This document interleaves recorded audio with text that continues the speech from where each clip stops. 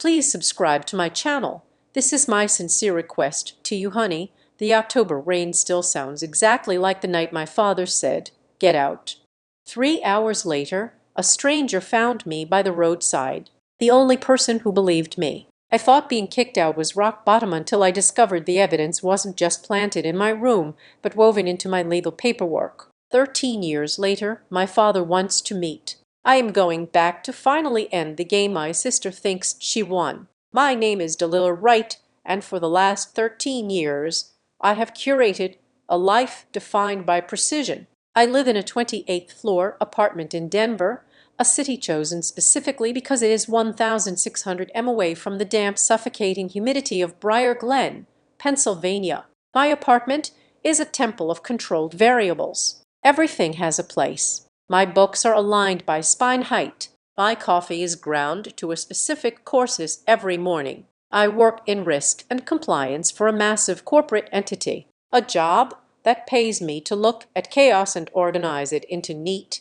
manageable columns of data. I am good at it because I learned the hard way that if you do not control the narrative, someone else will rewrite your history for you. But tonight, the precision is failing. It is raining in Denver. It is not the polite misty drizzle that the locals are used to. This is a violent, threshing downpour that hits the glass of my living room window with the force of handfuls of gravel. The sound is rhythmically aggressive, a relentless drumming that bypasses my noise-insulating headphones and drills straight into the base of my skull. It is the exact same sound. It brings the smell of wet asphalt and rotting leaves back into my nose, overriding the scent of my expensive soy candle. I am 28 years old, a grown woman with a 401k and a reputation for being made of ice. But the sound of this rain reduces me to a shivering 15-year-old girl standing on a porch, staring at a closed door on my kitchen counter. Sitting on the granite surface I paid for with my own money is a letter. It arrived 2 days ago, but not here. It was sent to the one address I have never changed, the one coordinates on the map that served as my only lighthouse when the world went dark, my grandmother Jun's house. June Callahan is the only reason I survived my teenage years, and she is the only link I kept to the town that tried to swallow me whole. She forwarded the letter to me in a priority mail envelope with a sticky note attached to the front that simply said, "Read it, then call me." I have read it 6 times. The handwriting is jagged, the loops of the letters trembling, betraying a neurological decline that offers me no sympathy, only a cold observation of fact. The return address is stamped in blue ink, Seabrook Care Pavilion. It sounds like a resort, but a quick search on my laptop revealed it for what it is: a state-subsidized hospice and long-term care facility 3 towns over from where I grew up. The letter is from Gavin Whittaker, my father. For 13 years, there's been silence. Not a low hum, but a vacuum. When I graduated high school as valedictorian of a school district, he didn't pay taxes in. There was no card. When I graduated college, funded entirely by loans and scholarships, I clawed out of the system myself. There was no phone call. When I landed my first major promotion, there were no flowers. There was only the silence he chose the night he looked at me and decided I was garbage. And now he writes this. Delilah, the letter begins, "I do not know if you will read this. The doctors say I do not have much time left. My heart is failing, along with a few other things. I spend a lot of time thinking about the past. I know things ended badly. I know I told you to get out that night, but I hope you can find it in your heart to come back before I go. I need to see you. There are things we need to say. Renee tells me not to bother, but I need to try, Dad." I stare at the paper until the words blur. He used the phrase, "get out." He wrote it so casually, sandwiched between self-pity and a vague medical diagnosis. "I know I told you to get out." As if he had told me to get out of the kitchen because I was in the way of dinner. As if he had told me to get out of the car. He writes it as if it were a minor dispute, a parenting tactic that went slightly awry. He has no idea. He has absolutely no concept of the weight of those 2 words. He does not remember the way his voice sounded, not angry, which would have been bearable, but cold, absolute zero. He does not remember the click of the deadbolt. He does not know that those 2 words were not just an eviction from a house. They were an eviction from childhood. I put the letter down and walked to my home office. I do not need to turn on the light. The lightning flashing across the Denver skyline illuminates the room in strobe-like bursts. I go to the heavy filing cabinet in the corner, dial in the combination to the safe hidden inside the bottom drawer, and pull out a thick expanding accordion folder. It is gray, battered, and tied shut with a fraying elastic cord. I have carried this folder from my grandmother's guest room to my college dorm, to my first crappy studio apartment, and finally here to the 28th floor. I call it the storm file. Grandma June made me start it when I was 16, just a few months after the night that changed everything. At the time, I just wanted to forget. I wanted to burn Briar Glen from my memory. But June, with her steel-spine pragmatism, grabbed my hand and said, "We do not burn evidence, Delilah. We archive it. Sunday the bill will come due, and you will need the receipts." I sit on the floor and untie a cord. The contents spill out, organized chronologically. There is the intake form from the county hospital dated October 26, 13 years ago. Patient admitted 0315A. Hypothermia. Shock. Bruising consistent with fall. There is the police report filed by Officer Miller, the one Diane Emlan insisted on. Incident report. Minor found wandering state, Route 9. No coat. Weather conditions, severe storm, and then the deeper layers, the things June and I dug up later, the photocopies of bank statements, the pixelated printouts from an ATM security camera showing a figure in a hooded sweatshirt withdrawing $500 from my father's account, a figure that was distinctly 5 and taller than me. The pharmacy records for a prescription of OxyContin that was found in my underwear drawer. A prescription written for a man named Blake Herron. I run my finger over the edges of the papers. They are dry and brittle with age, but the ink is still dark. My father thinks this is about a rebellious teenager who got kicked out and held a grudge. He thinks this is a family spat that can be smoothed over with a deathbed conversation. He thinks he is the protagonist of a tragedy where he lost his daughter to her own stubbornness. He is wrong. He does not know that I know. He does not know that for the last decade, while he was playing happy family with my sister Renee and my stepmother Mara, I was building a career based on forensic analysis of fraud. He does not know that I have looked at these papers 1,000 times, finding the patterns, the discrepancies, the impossible timelines. I am not going back to Briar Glen to hold his hand. I am not going back to offer him absolution so he can die with a light heart. I am not going back to hug Renee and pretend that we are just estranged siblings. I stand up clutching the file to my chest. The anger that usually simmers low in my gut is boiling over now. Fueled by the thunder outside, I am going back to finish the game. Renee thinks she won. She thinks she successfully exiled the problem child, kept the inheritance, and secured her spot as the golden daughter. She thinks 13 years of silence means I accepted the defeat. She thinks I disappeared. I walk back to the kitchen and look at the letter again. Renee tells me not to bother. Of course she did. She knows. Or at least she suspects. She knows that if I come back, the carefully constructed reality she built on top of my absence might start to crack. I pick up my phone and open the airline app. I book a one-way ticket to Philadelphia for tomorrow morning. I will rent a car and drive the 2 hours to Briar Glen. I will walk into that care facility. I will look Gavin Whittaker in the eye. And then I will look at Renee. The memory of that night hits me again. A physical blow. It was not just the rain. People focus on the storm because it is dramatic. They picture a girl walking in the rain and they feel pity. But the rain was just water. Water dries. Hypothermia is treated with warm blankets and saline fluids. The part that didn't heal, the part that still feels like an open wound in the center of my chest, is the setup. I close my eyes and I'm back in the hallway of my childhood home. I can smell the lemon polish Mara used on the floors. I can see the stack of $20 bills sitting on my dresser, perfectly fanned out so they couldn't be missed. I can see the bottle of pills peeking out from under my pillow. It was a stage set. It was a piece of theater directed by my sister, produced by her boyfriend, and silently authorized by my stepmother and my father. He was the audience they played to, and he gave them a standing ovation. I didn't steal it, I had screamed, my voice cracking. I don't know how that got there. Stop lying, Renee had shouted, tears streaming down her face. Tears that stopped the second Dad turned his back. I'm scared of her, Dad.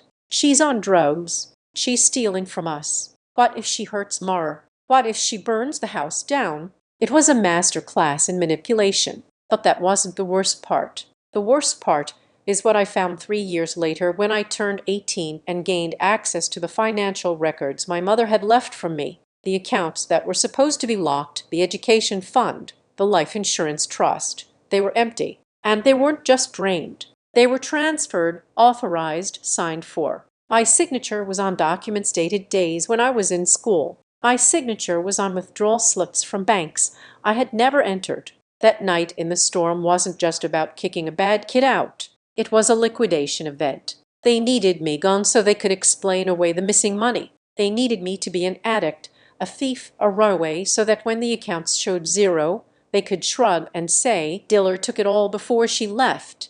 They stole my past, my reputation, and my future. And then they threw me into a hurricane to cover their tracks. I look at the clock on the microwave. It is 11 at night in Denver. That makes it 1:00 in the morning in Pennsylvania. Grandma June will be asleep, but she told me to call. I dial the number. The landline rings 4 times. Alone. Her voice is raspier than I remember, thick with sleep, but alert. It's me, I say. My voice is steady. The shivering has stopped. You got the letter, she says. It is not a question. I got it. And I'm coming home, Grandma. I'll be there tomorrow night. There is a pause on the line. I can hear the hum of the old refrigerator in her kitchen, a sound that is more comforting to me than any lullaby. Good. June says it's time. He thinks he wants to see me. I say, glancing at the handwritten note. He has no idea who is coming through that door. Gavin is a fool, June says sharply. He always was. He let that woman and your sister lead him around by the nose. But Delilah, yes, if you are going to see him, and if you are going to see Renee, you cannot just walk in there with your anger. Anger is good fuel, but it is a bad map. I have the storm file, I say. That is the history, June says. You need the ammunition. What do you mean? I kept something else, she says. Her voice drops lower as if she is afraid even the walls of her empty house might be listening. I didn't put it in the file because I didn't want you to have it until you were ready to use it. Until you were old enough to understand exactly what you were looking at. My grip tightens on the phone. What is it? When you get here, go to the cedar chest at the foot of my bed. June says, lift the false bottom. There is a blue envelope taped to the underside. What is in the blue envelope, Grandma? Your mother left it with me 3 weeks before she died, June says, and a chill that has nothing to do with the rain sweeps down my spine. She said, June, if they ever try to push Delilah out, if they ever try to take what belongs to her, you open this. But I couldn't open it then. I was too grief-stricken. And then everything happened so fast with the court orders. But I opened it yesterday. And June says, her voice hard as granite, it proves that the night they kicked you out wasn't just a plan Renee cooked up to steal some cash. It proves that the fraud started long before that night. And it proves that your father isn't just a victim of their lies. Delilah, my heart stops. But just come home, June commands, and bring the blue envelope with you when you face them. It is the key to the lock they put on your life. She hangs up. I stand in my kitchen, the dial tone buzzing in my ear. The lightning flashes again, illuminating the storm file on the floor. I thought I had all the pieces. I thought I knew exactly how they destroyed me. But as I look at the rain hammering against the glass, I realize I was wrong. I thought I was going back to punish them for a crime they committed 13 years ago. Now I realize I'm walking into a crime scene that is still active. I pack my bag. I pack the storm file and I pack a black dress. Not for a funeral, but because if I am going to burn their house down, I want to be dressed for the occasion. To understand why I'm driving a rental car back to a town that spit me out, you have to understand the architecture of the house I grew up in. I do not mean the physical beams and drywall of the split level on Elm Street. I mean the emotional load-bearing walls. When I was 10 years old, my mother died of an aneurysm that struck with the sudden violent indifference of a lightning bolt when her casket went into the ground. The foundation of our home cracked. My father Gavin did not leave us in the physical sense. He came home every night at 5:30. He ate dinner. He watched the news, but the man who sat in the recliner was a hollow shell. He had checked out of the business of parenting, retreating into a grief that looked less like sadness and more like a permanent gray fog. He stopped making decisions. He stopped noticing details. He simply existed. And in that vacuum of authority, my sister Renee stepped in. Renee was 14 when our mother died. In the narrative of Briar Glen, she was a saint. Neighbors brought castles and whispered about how brave she was, how mature for her age, and she was. She took over the grocery shopping, the laundry, and the scheduling. But what nobody outside the house saw was that Renee did not step up because she was selfless. She stepped up because she realized that if she held the keys to the household, she held the power. By the time I was 12, Renee was not just my sister. She was the gatekeeper to our father. If I needed money for a field trip, I had to ask Renee. If I wanted to go to a friend's house, I had to clear it with Renee. She curated the information that reached Dad, filtering out anything that might disturb his apathy. She became the perfect daughter, the one who held the family together, and I became the thing she had to manage. Then came Mara. 2 years after Mom died, Dad met Mara at a hardware store. She was not the evil stepmother of fairy tales. She did not scream or beat us. Mara was dangerous because she was quiet. She was a master of the path of least resistance. She moved into our house with a smile that never quite reached her eyes, constantly repeating her mantra, "I just want peace. I just want everyone to be happy." It sounds benign, but in practice it meant that any emotion that wasn't pleasant was treated as a personal attack on her. I was 12, grieving and messy. I did not want a new mother. I was polite, but I refused to call her mom, and I refused to perform the role of the grateful daughter in the happy blended family tableau she wanted to present at church. Mara took my silence as an insult. She would sigh loudly when I left the room, looking at Dad with wide, watery eyes, waiting for him to notice how hard she was trying. That was when the label started.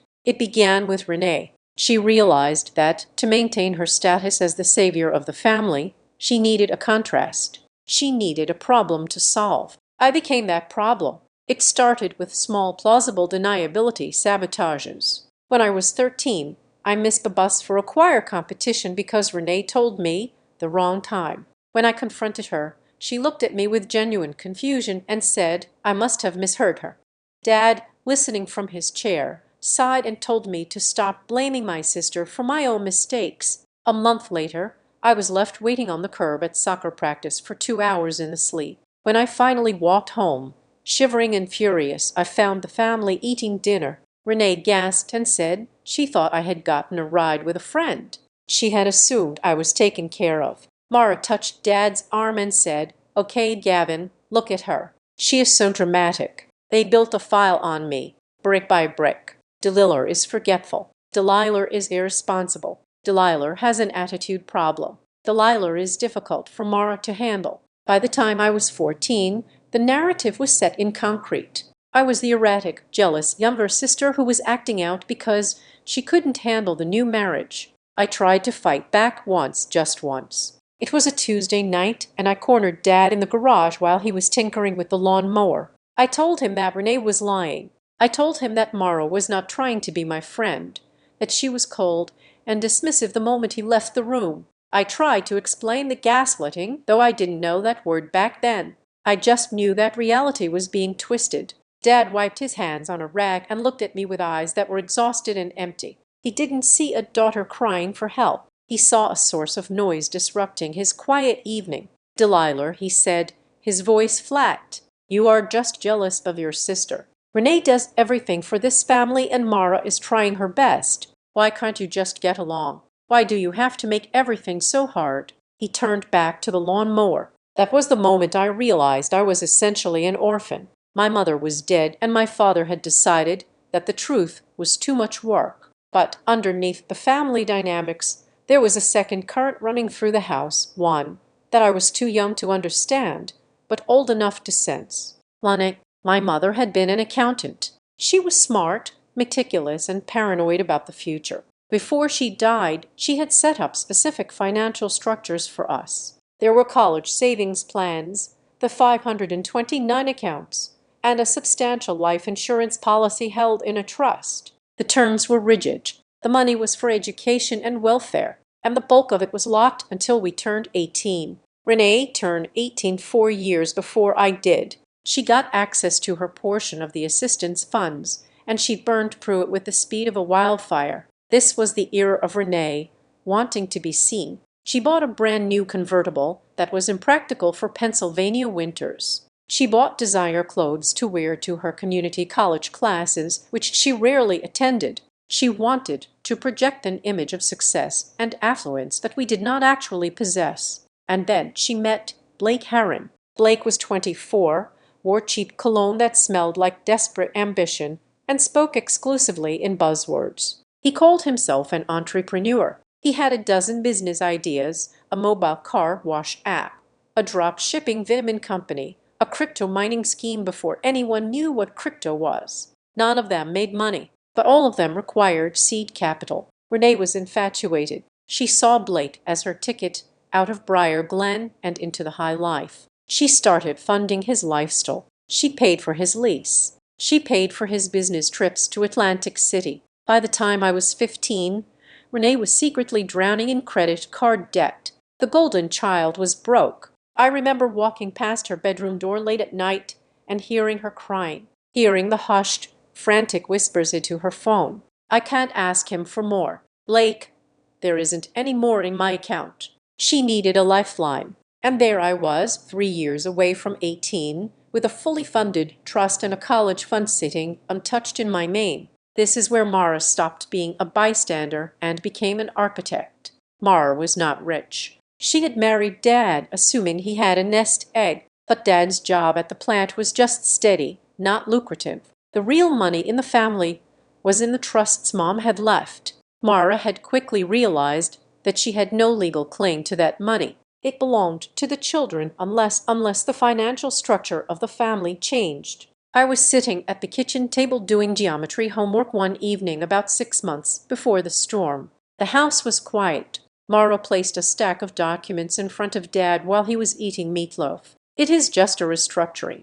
Gavin," Mara said. Her voice was soothing, like she was talking to a skittish animal. "With the market the way it is, we are losing value on the girls' accounts. My friend at the bank said we should consolidate the management, put it all into a high-yield family trust where we can actually control the investments." Dad chewed slowly, looking at the papers with a glazed expression. He hated paperwork. He hated anything that required him to think about the future. "Is it safe?" he asked. "It is safer than leaving it alone." Mara lied. She handed him a pen. "It just gives us authorization to move things if we need to for their sake. Especially for Delilah. You know, she is not going to be responsible with money. Gavin, look at her grades. Look at her attitude. Do you really want her getting a check for $50,000 when she turns 18? She will blow it on drugs or run away." I looked up for my homework. I have straight A's. I said, "Don't interrupt adults." Marlar snapped, her mask slipping for a millisecond. Dad looked at me, then looked at the papers. The seed had already been planted. Renee and Mara had spent 3 years telling him I was troubled, reckless, and unstable. It did not matter that I was on the honor roll. It did not matter that I had never touched a drug in my life. In his mind, I was a risk. "You're right," Dad said. "She's not ready."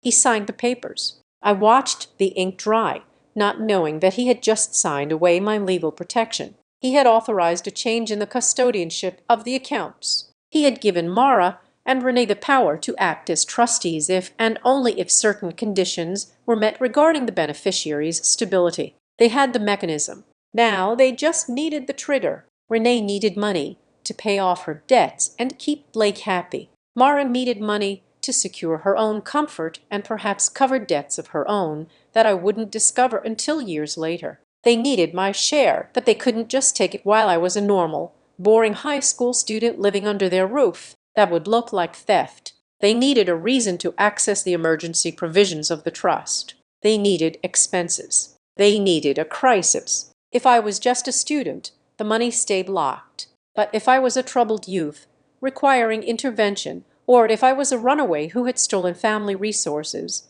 then the trustees could liquidate assets to cover the damages and pay for treatment. They didn't just hate me. I was a piggy bank that they needed to smash open. The tension in the house shifted after that night. Renee stopped being mean and started being watchful. She would come into my room and look around, her eyes scanning my shelves, my desk, my closet. She was looking for places to plant the evidence. She was scouting the location for the crime. I remember one afternoon, Blake came over for dinner. He sat across from me, chewing with his mouth open, wearing a watch that cost more than my father's car. He looked at me and grinned, a shark-like baring of teeth. "So, Delilah," he said, "Renee tells me you're going through a bit of a rebellious phase." "I'm doing homework," I said flatly. "Hey, we've all been there," he said, winking at Dad. "Teenage years are tough. Sometimes you do stupid things. Sometimes you make mistakes that cost a lot of money." Renee kicked him under the table. I saw it. I saw the look she shot him. A mix of fear and warning. I didn't understand the script they were writing. I thought they were just being their usual awful selves. I didn't realize they were rehearsing. Mara cleared the table that night, humming a little tune. She looked at me with a softness that terrified me more than her anger. "You know, we just want what is best for you, Delilah," she said as she took my plate. "We just want to make sure you get the help you need." I went to my room and locked the door, jamming a chair under the handle, as I always did. I lay in bed, staring at the ceiling, feeling the walls closing in. I felt like a prey animal sensing a shift in the wind, smelling the predator before seeing it. I didn't know that downstairs in the living room I wasn't welcome in. They were looking at the calendar. They were checking the weather forecast. They were waiting for a storm. They were waiting for October. The plan was never just to get me kicked out. That would have been messy, and messy leaves room for questions. The plan was to erase me. To do that, Renee and Mara had to make sure that when I walked out that door, I did not look like a victim. They had to make sure I looked like a liability that had finally detonated. I learned later, through the forensic accounting of my own life, that Renee had found the loophole 2 weeks before the storm. She had been reading the trust documents, the ones Dad had foolishly signed, and she found the clause regarding incapacity and behavioral risk. It stated that if a beneficiary demonstrated acute instability or required mandatory residential treatment for substance abuse, the trustees, Mara and Renee, could assume full control of the assets to manage the crisis. It was a license to steal buried in legal jargon.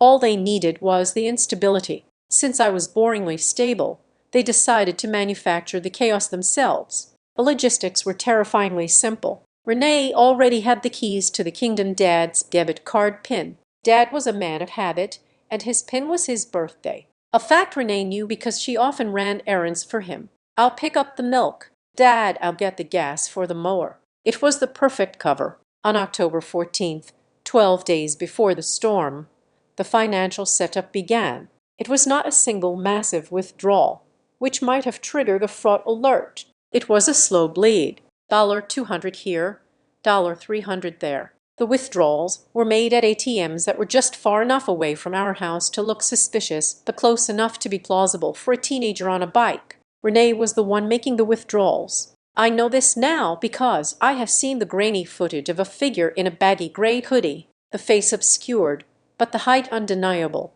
I am 5'4" in. Renee is 5'8". The figure in the video had to stoop slightly to see the screen. But back then, Dad never looked at the footage. He only looked at the bank statement Renee handed him with the withdrawals highlighted in angry yellow marker, but the money was only the first layer. They needed a reason for the theft. They needed a vice. Blake Harland provided the prop. He had torn his rotator cuff playing flag football a year prior and had a lingering prescription for OxyContin. He still had a half-full bottle that he kept for recreation. Renee took the bottle. She peeled the label off, leaving just enough sticky residue to make it look like someone had tried to hide the origin. It was a crude prop, but effective. A bottle of high-grade painkillers with the name scratch-off does not scream misunderstanding. It screams addict. The final stroke of their genius was the digital trail. Renee went to a discount electronics store in the next town over and bought a pay-as-you-go burner phone.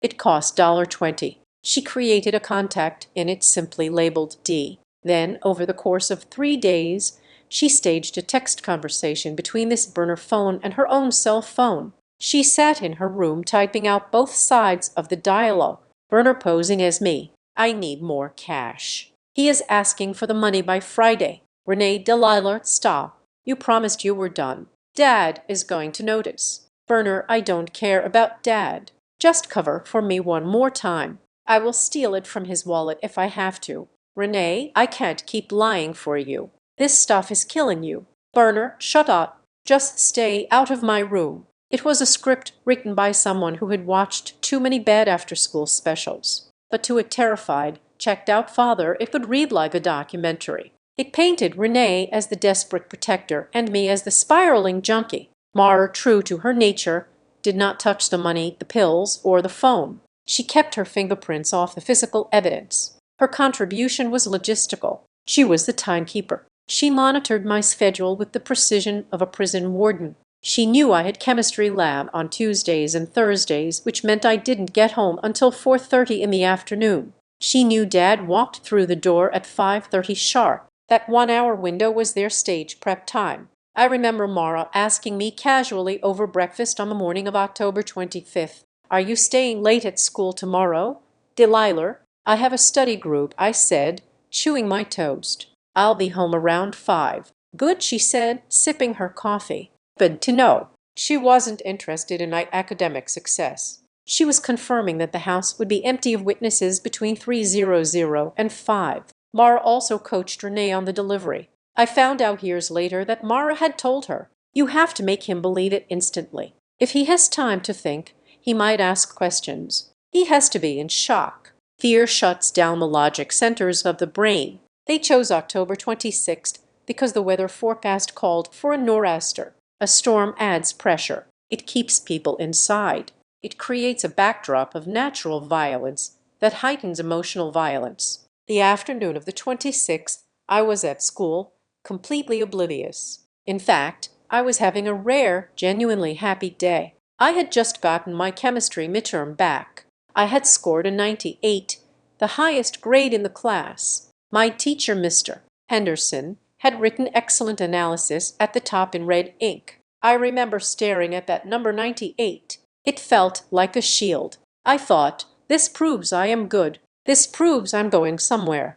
I folded the test carefully and put it in my backpack, planning to show it to Dad. I thought maybe, just maybe, a 98 would be enough to wake him up from his zombie state. Maybe he would look at it and see me, not the problem child Mara described. While I was sitting in the library feeling proud of myself, Renee was in my bedroom. She opened my bottom dresser drawer, the one where I kept my winter socks. She shoved the roll of cash nearly $820 deep into the back. She placed the labeled scratched bottle of pills under my mattress, just close enough to the edge to be found if someone was looking for laundry. She placed the burner phone in her own pocket, ready to be revealed as the smoking gun. I walked home from school that day with a bounce in my step. The wind was already picking up, whipping dead leaves against my legs, and the sky was a bruised purple color, promising rain, but I didn't care. I had my 98. I stopped at the corner store and bought a Kit Kat bar with my own allowance money.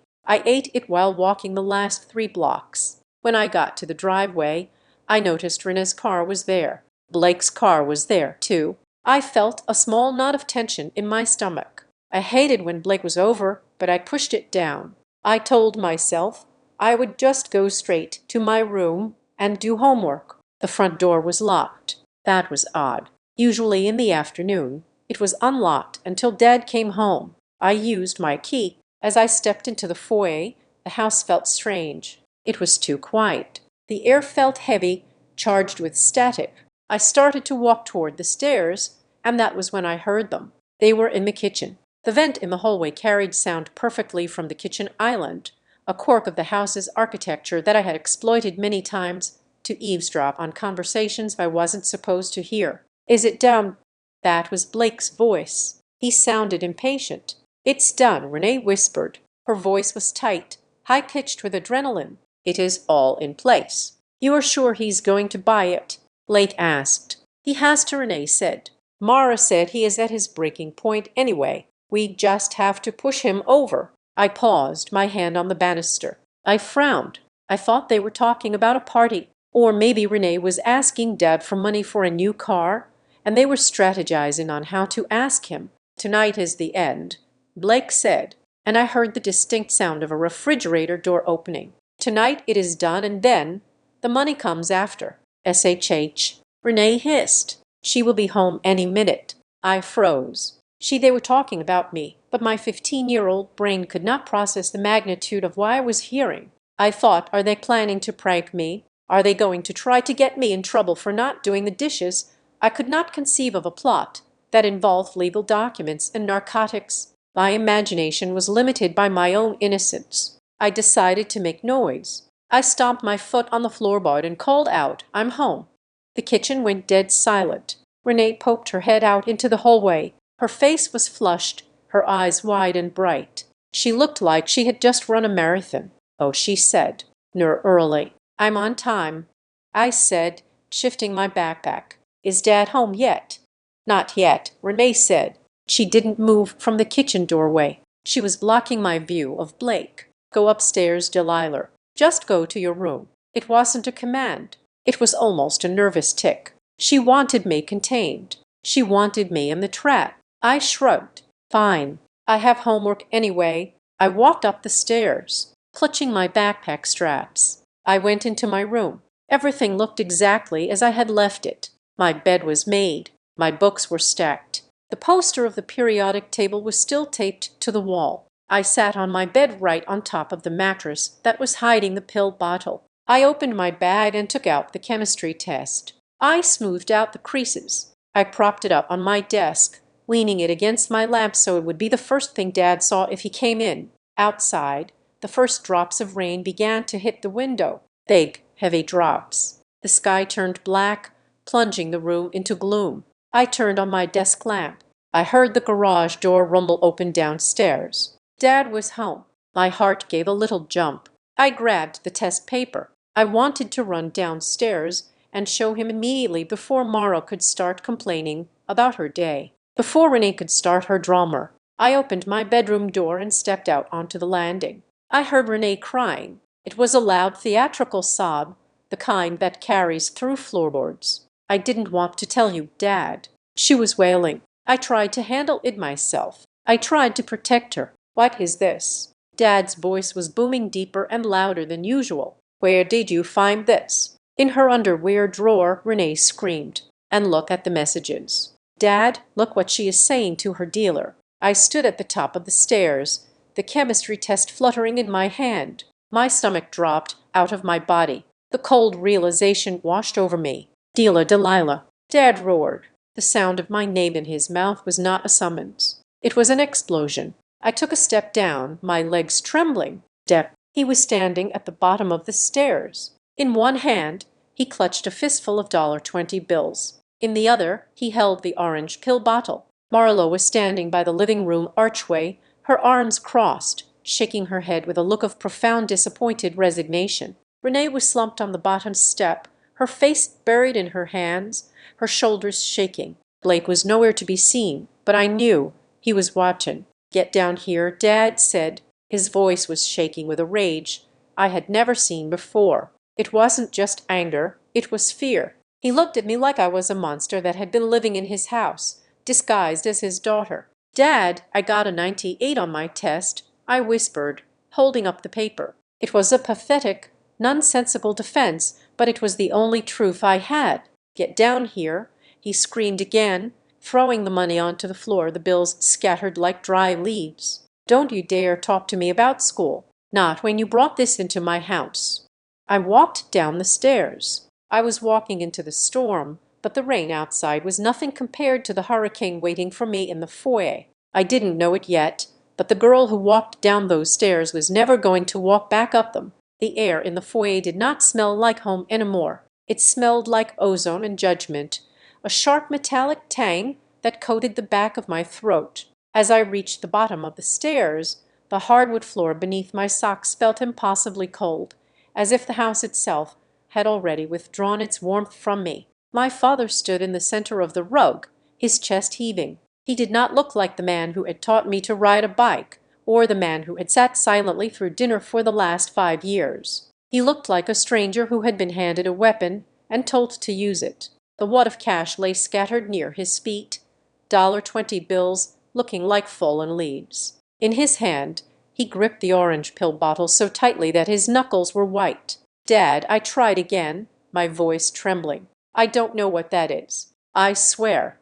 "Don't," he said. It wasn't a shout. It was a flat, heavy command that sucked the oxygen out of the room. "Do not lie to me. Not anymore." "I'm not lying. I was at school. Ask Mr. Anderson. I was taking a test. And while you were taking a test," Renee sobbed from the stairs, her voice thick with a grief that sounded terrifyingly real, "your friend dropped this off. He said you owed him. He said you promised to pay him today." I looked at Renee. Her face was buried in her hands, her shoulders shaking with the force of her performance. But for a fraction of a second, a microsecond that would burn itself into my retinas for the rest of my life, she kicked through her fingers. Her eyes met mine. There was no tears in them. There was no sadness. There was a cold, glittering spark of triumph. It was the look of a chess player who had just moved her queen into the killing position. "I don't have a dealer," I screamed, panic finally breaking through the confusion.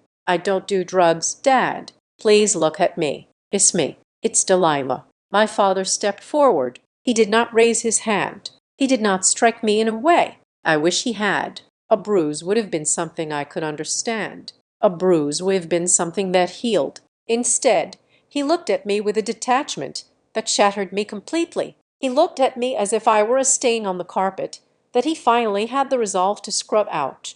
"I have tried," he said, his voice low and vibrating with suppressed rage. "I have ignored the warnings. I have ignored the missing money from my wallet because I thought you were just acting out. I thought you were grieving, but this," he held up the pills. "Narcotics in my house with your sister living here. You are dangerous, Delilah. I didn't do it. The messages are on the phone." He roared, his control snapping for just a second. "I saw them. I will steal it from his wallet if I have to." "That is what you wrote." "Is that what I am to you? A wallet to be stolen from?" "I didn't write that." Mara shifted against the door frame of the kitchen. She took a sip from her mug, her eyes calm, observing the scene with the clinical detachment of a scientist watching a lab rat drown. "Gavin," she said softly, "she is not going to admit it. Addicts never admit it. They manipulate." She turned her gaze to me and her expression was almost pitying. "If you really need help, Delilah, you will learn from this. You need to hit bottom before you can climb up. We are enabling you by letting you stay here." I am fifth, and I stared at her incredulous. "I have nowhere to go. You should have thought of that before you brought drugs into our home," Mara said, her voice smooth as silk. "Before you threatened the safety of this family." My father walked to the front door. He unlocked the deadbolt and pulled it open. The sound of the storm rushed in instantly. The wind howled, a guttural animalistic noise, and the rain slashed against the foyer floor, soaking the wood in seconds. It was pitch black outside, a void of water and noise. "Get out," my father said. I froze. "But—" "Get out," he repeated. He pointed into the darkness. "I am done. I am washing my hands of this. You want to live like a criminal. Go live like one.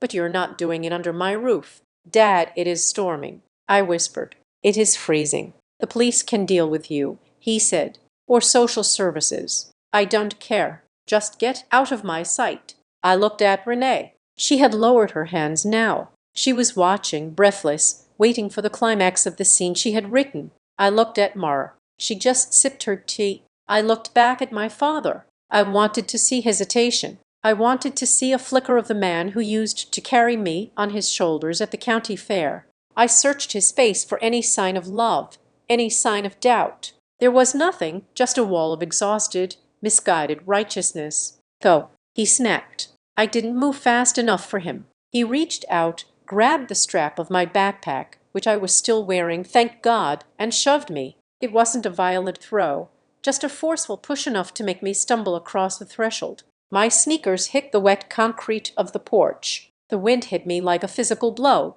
sucking the breath from my lungs.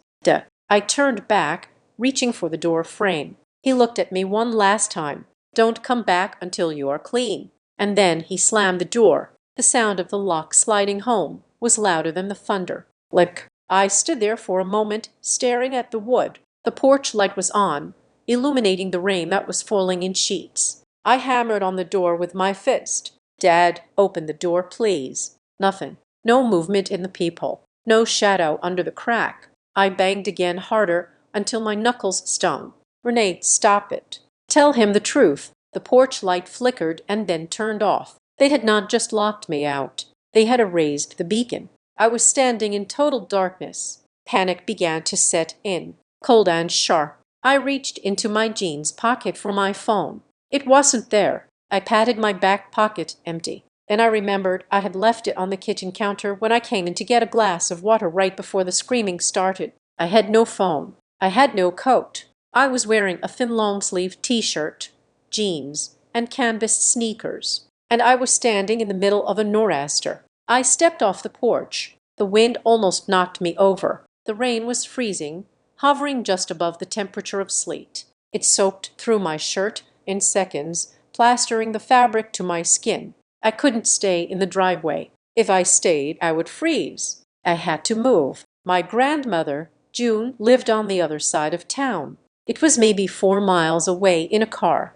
It was a 10-minute drive on foot in a storm. It felt like crossing a continent. I started walking. I kept my head down, chin tucked into my chest, to protect my face from the stinging rain. My backpack was heavy with textbooks, geometry, chemistry, history. The weight of my academic life now just a burden dragging me down. The streets of Briar Glen were deserted. The street lights were halos of blurry orange in the mist. The wind whipped the trees, sending branches crashing down onto the road.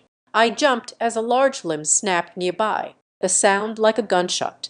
My feet were soaked within the first 100 yards. My canvas shoes were useless against the puddles that had formed in the gutters. Every step was a squelch of icy water. My toes began to go numb. I walked for what felt like an hour, but was probably only 20 minutes. The adrenaline from the confrontation was wearing off, replaced by the creeping paralysis of hypothermia. I started to shiver, violent, uncontrollable tremors that racked my entire body. My teeth chattered so hard my jaw itched. Why did he believe her? The thought looped in my mind like a broken record. Why didn't he ask me? Why didn't he check? A pair of headlights cut through the darkness ahead. I stopped, waving my arms frantically. "Help!" I screamed, but the wind tore the word away before it left my lips. The car slowed down. It was a silver sedan.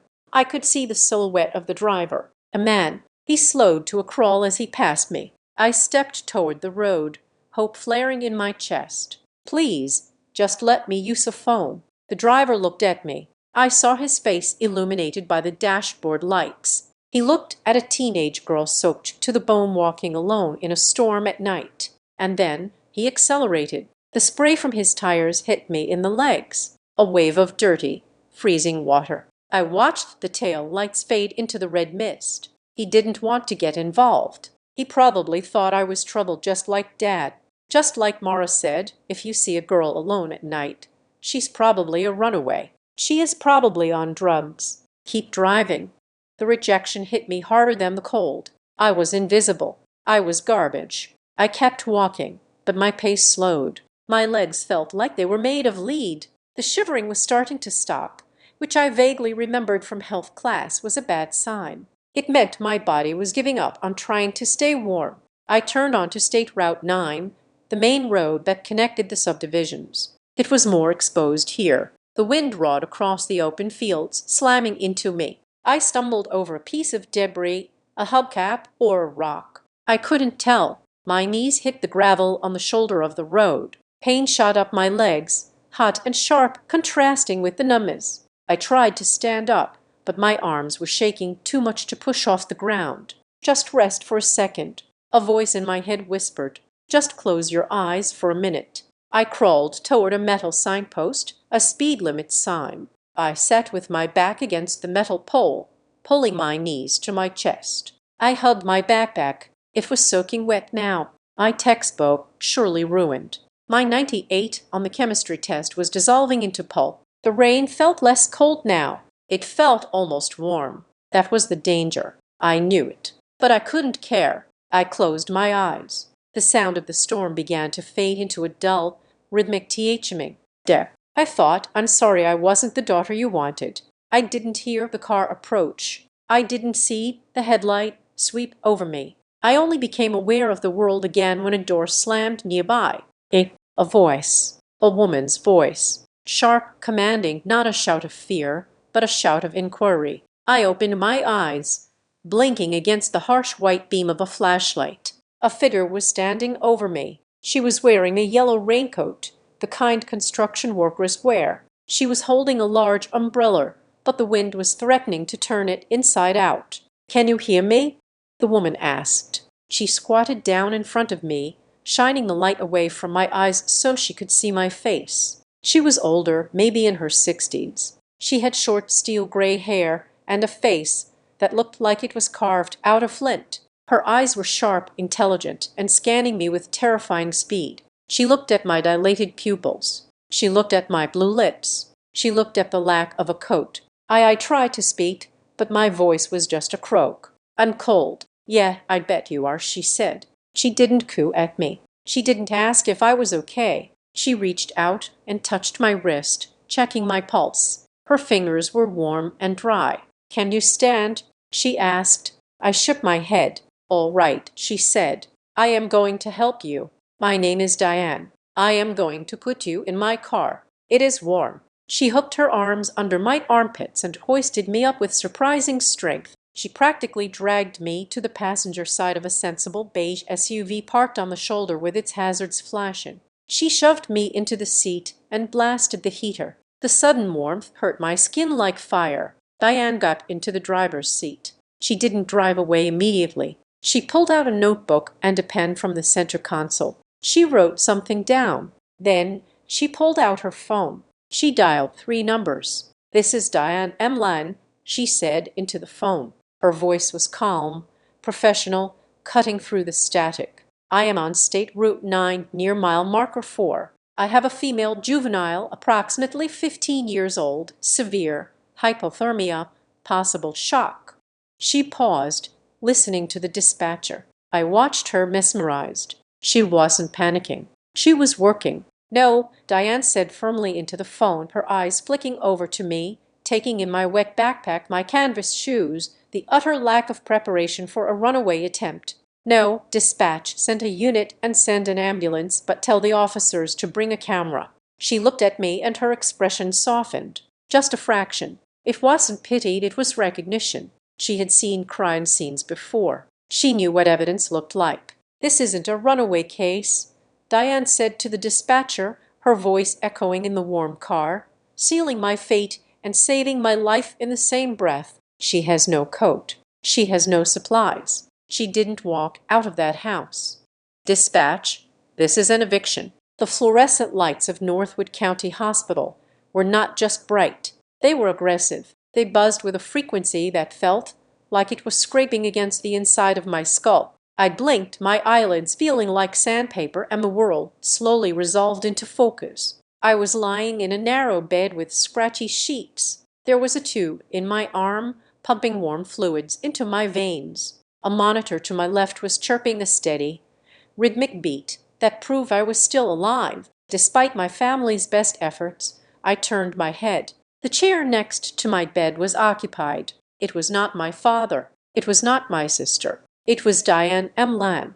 She was no longer wearing her yellow raincoat. She had on a thick gray cable knit sweater and reading glasses perched on the end of her nose. She was reading a crumpled issue of Time magazine. But the moment I stirred, she folded it and placed it on her lap. She looked at me with that same flinty, analytical gaze she had used on the side of the road. "Welcome back," she said. Her voice was dry, devoid of the saccharine pity adults usually smeared over traumatized children. "Your core temperature is back up to 97. The doctor says you are going to keep all your toes. How long have I been here? I croaked. My throat felt like I had swallowed broken glass. About 3 hours, she said. It is almost 4 in the morning. I tried to sit up, but a wave of dizziness pushed me back down. Did you call my dad? The police called him, Diane corrected, and I called Child Protective Services. I froze. CPS. But they will think I'm the problem. My dad told them I'm on drugs. He has the pills. Diane leaned forward. She took off her glasses and rubbed the bridge of her nose. Delilah, I spent 30 years investigating bank fraud. I know what a setup looks like, and I know what a guilty conscience looks like. You were hypothermic, dehydrated, and terrified. You didn't look like an addict coming down from a high. You looked like someone who had been discarded. She paused, and then she asked the question that would eventually become the foundation of my entire revenge. Who benefits? She asked. I frowned, confused. What it is the first rule of fraud? Diane said, if the narrative doesn't make sense, follow the money. Who benefits if you are labeled unstable? Who benefits if you are kicked out of that house? Nobody, I whispered. My dad, he just wants a normal family. Your dad is reactive, Diane said dismissively. He is the weapon, not the shooter. I am asking about the others, the sister, the stepmother. Is there money involved? Delilah inheritance trusts. The word trusts hit me like a physical tap on the forehead. My mom, I said slowly. She left accounts for college and insurance. And who controls them? My dad. But Mara made him sign papers to restructure. Diane's eyes narrowed. A predator spotting movement in the grass. Restructure. Interesting word. Does the access change if you are, say, sent to rehab or declared a ward of the state?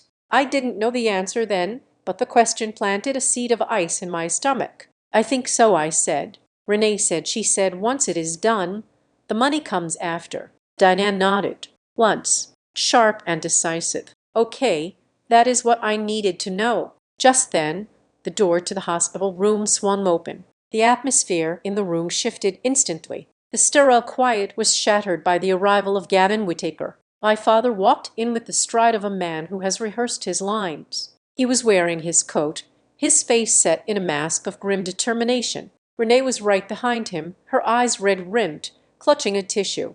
They looked like the picture of a distraught family coming to collect their wayward sheep. Delilah, my father said, his voice booming. He moved toward the bed. Thank God you are alive. We have been so worried. He reached for me. Step back, Mr. Whittaker. The voice did not come from Diane. It came from the corner of the room, from the shadows I hadn't noticed. A police officer, Officer Miller, stepped forward. Beside him was a woman with a clipboard and a weary expression, the caseworker from CPS, whose name I would learn was MS. SS. My father stopped, his hand hovering in midair. He looked around the room, realizing for the first time that this was not a private family reunion. It was a tribunal. I am her father, Dad said, bristling. I am here to take her home. We have a lot to discuss about her behavior. There will be no taking anyone home right now, Miss. Vasquez said. She stepped between my father and the bed.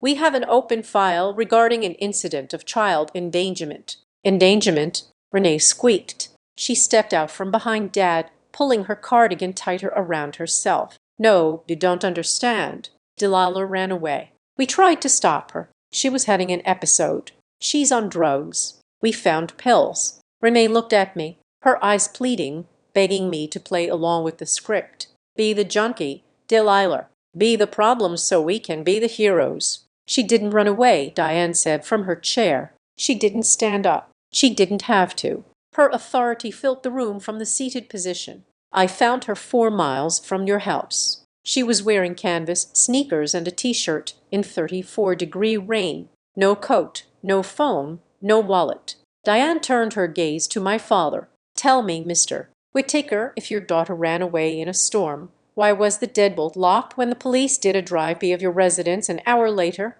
Dad's face drained of color. I locked it out of habit. I was angry. You locked a child out in a nor'easter because you were angry. MS. Vasquez asked. She made a note on her clipboard. The scratching sound of the pen was loud in the silence. She brought narcotics into my house, Dad shouted. pointing a trembling finger at me. She's a danger to herself. She threatened her sister. I didn't, I cried out, struggling to sit up. It was Renee. Renee planted them. Oh, stop it.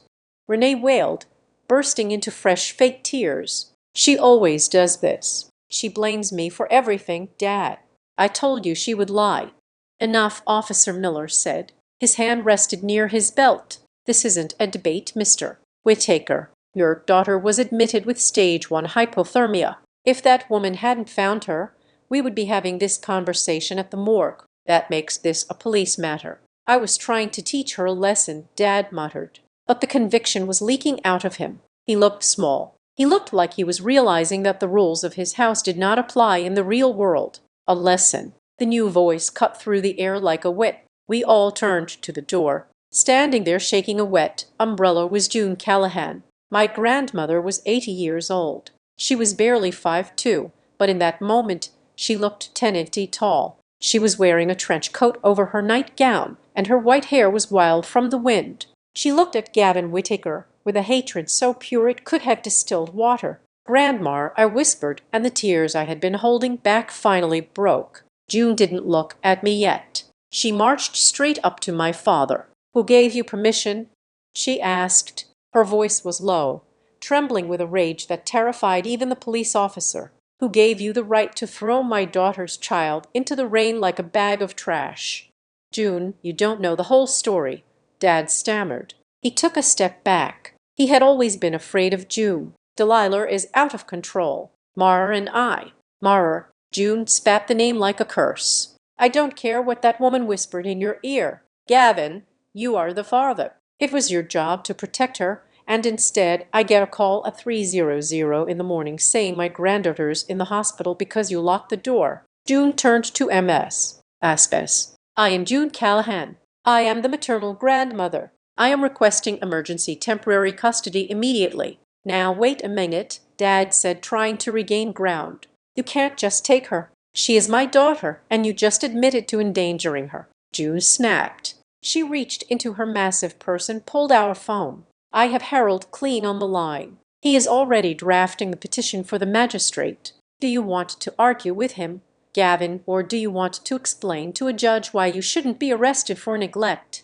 Right now." The name Harold Klein sucked the remaining air out of the room. Harold was the most vicious divorce and family attorney in the tri-state area. Even Dad knew who he was. Renee tugged on Dad's sleeve. "Dad," she whispered. "Dad, let her go. If they investigate, if they look at the house." She stopped, catching herself, but Diane heard it. I saw Diane's head snap up. Dad looked at Renee, then at the police officer, and finally at me. He looked defeated. "Fine," he said. "If June wants to deal with her, fine. Take her. See how you handle the lying and the stealing. There will be no contact." "Ms. Vasquez said, stepping in. "Until our investigation is complete, Mr. Whittaker, you are not to contact Delilah. No phone calls, no visits. If you come to Mrs. Callahan's house, you will be arrested for trespassing." Dad didn't say goodbye to me. He didn't look at me. He just turned around and walked out.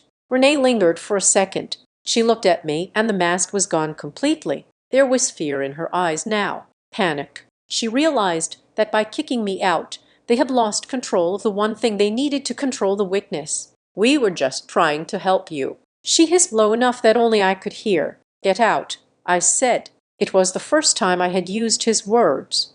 Renee flinched, then turned and ran after Dad. The room exhaled. June rushed to the bedside, her hands, covered in liver spots and shaking slightly, cupped my face. "Oh, my sweet girl. Oh, Delilah, I am so sorry. I am so sorry I wasn't there sooner. I didn't do it, Grandma." I sobbed into her coat, which smelled of rain and peppermint. "I didn't steal anything. I know," she soothed, stroking my wet hair. "I know you didn't. We are going to fix this." Diane stood up. She buttoned her sweater. I gave my statement to the officer. She said to June, and I gave the caseworker my card. "If you need anything, anything at all." June looked at the stranger who had saved my life. "Thank you," June said. "I don't know how to repay you." Diane walked over to June. She leaned in close, her voice dropping to a murmur so the police officer wouldn't hear. "Don't repay me," Diane whispered. "Just do one thing. Check the father's bank records. Not just for the last week. Go back a year." June frowned. "Why?" Diane glanced at the empty doorway where Renee had just vanished. "Because that sister didn't look like she was grieving a drug addict," Diane said softly. She looked like an embezzler who just realized she lost her scapegoat. "I have seen that look on 100 faces in federal court. Check the records." "June, this smells familiar." Diane gave me one last nod, a silent soldier salute, and walked out of the room. I lay back against the pillows, holding June's hand. The sun was starting to rise outside the window, casting a gray, watery light over the world. I was safe. But as I watched the dust motes dance in the light, I realized the storm wasn't over. The rain had stopped, but the war had just begun. And thanks to Diane, I finally had a weapon. The week following the storm did not feel like recovery. It felt like an autopsy of my life. I was staying in my grandmother June's guest room, surrounded by floral wallpaper and the smell of lavender detergent, but I spent my days at her dining room table. That table had become the headquarters of a quiet, ruthless insurrection. There were no cookies or tea served there anymore. Instead, the oak surface was buried under stacks of manila folders, printouts of bank statements, and legal pads covered in Harold Klein's spidery handwriting. My father was not allowed to call and Renee had gone silent, but the machinery of the state was grinding forward because I had been admitted to the hospital with injuries resulting from a parental lockout. Child Protective Services and the local police had opened a joint inquiry. They weren't just looking at the night of the storm. They were looking at the cause. My father had justified his actions by claiming I was a criminal. Now, the authorities were fact-checking his claims, and unlike my father, the detectives did not rely on emotional outbursts. They relied on timestamps. It started on a Tuesday morning. I was sitting at the table wrapped in one of June's oversized cardigans, watching Diane M. Lamb work. Diane had not gone home. She had practically moved into June's kitchen, treating this case like one of her old bank fraud investigations. She sat with a cup of black coffee and a highlighter, her eyes scanning lines of data with terrifying speed. "Here is the first crack in the dam," Diane said, tapping a piece of paper. Harold Klein, June's attorney, looked over his reading glasses. "The withdrawal." "The withdrawal," Diane confirmed. She looked at me. "Delilah, your father claims you stole $500 from his account on October 14th at 2:00 in the afternoon." He showed the police the withdrawal slip. "I was at school," I said. "I have chemistry lab until 3. "Exactly," Diane said, "but we didn't just rely on your word." Officer Miller pulled the school attendance records. "You were marked present. Then he interviewed your teacher, Mr. Anderson. He confirmed you were in the lab partnering with a girl named Sarah mixing volatile chemicals under supervision. You did not leave the room." "So who took the money?" June asked, her hands clenched in her lap. Diane slid a grainy black and white photo across the table. It was a still frame from the bank's ATM camera. "The police subpoenaed this yesterday," Diane said. "Look at the timestamp, 2:05 in the afternoon. Now look at the person." I leaned in. The figure was wearing a baggy gray hoodie, the hood pulled low, but the person was standing flat-footed in front of the machine. The screen was at eye level for them. "I am 5'4", I whispered. "I have to stand on my tiptoes to see the glare on that screen. That person is tall. And look at the wrist." Diane pointed with the cap of her highlighter. There, peeking out from the sleeve of the hoodie, was a silver charm bracelet. It was blurry, but the shape was distinctive. "Renee," I said, the name tasting like ash in my mouth. "She wears that bracelet every day. She says it is her lucky charm." "So, we have Renee withdrawing cash from your father's account at a time when you have a rocklet alibi," Harold said, making a note on his pad. "That destroys the theft narrative." "It gets worse," Diane said. She picked up another document. "Let's talk about the pills." The police rammed a prescription number on the bottle your father handed over. "It was issued to Blake Harland for a shoulder injury 6 months ago." "We knew that," I said. "He left them at the house." "No," Diane said, a dark smile playing on her lips. "He didn't just leave them. According to the police report filed by Blake Harland himself, he reported that bottle lost or stolen. He filed the report on October 28th. I did the math in my head. Wait, October 28th? That was 2 days after Dad kicked me out. Dinga, Diane said.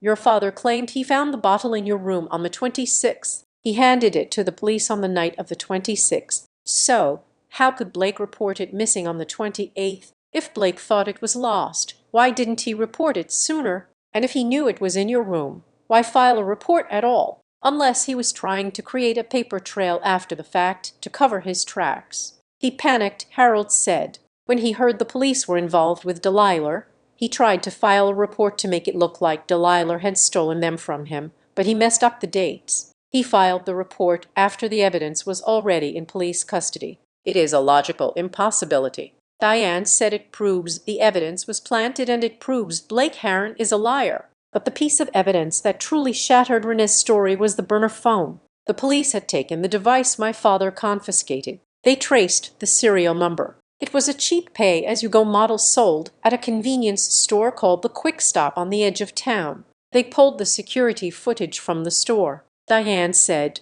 She opened a folder and produced another photo. This one was in color. October 23rd, 7 in the evening. The photo showed the counter of the store. A hand was placing cash on the counter for the phone. The person was out of frame, obscured by a display of potato chips. You can't see the face, June said, frustrated. No, Diane said, but look at the window. The front of the store was a wall of glass. Beyond the shelves, in the dark parking lot, a car was illuminated by the neon store sign. It was a bright yellow Volkswagen Beetle with a custom vanity plate. Renee's car. There is no way to argue this in court, Harold said, leaning back in his chair. Renee bought the phone. Renee sent the texts. Renee withdrew the money. It was a conspiracy. But why? I asked. I felt a headache forming behind my eyes. Why go to all this trouble just to get me out of the house just because she hates me? Diane stopped highlighting. She took off her glasses and looked at me with a solemn expression. Delilah, people do not commit complex fraud just because they are mean. She said, they do it because they are desperate.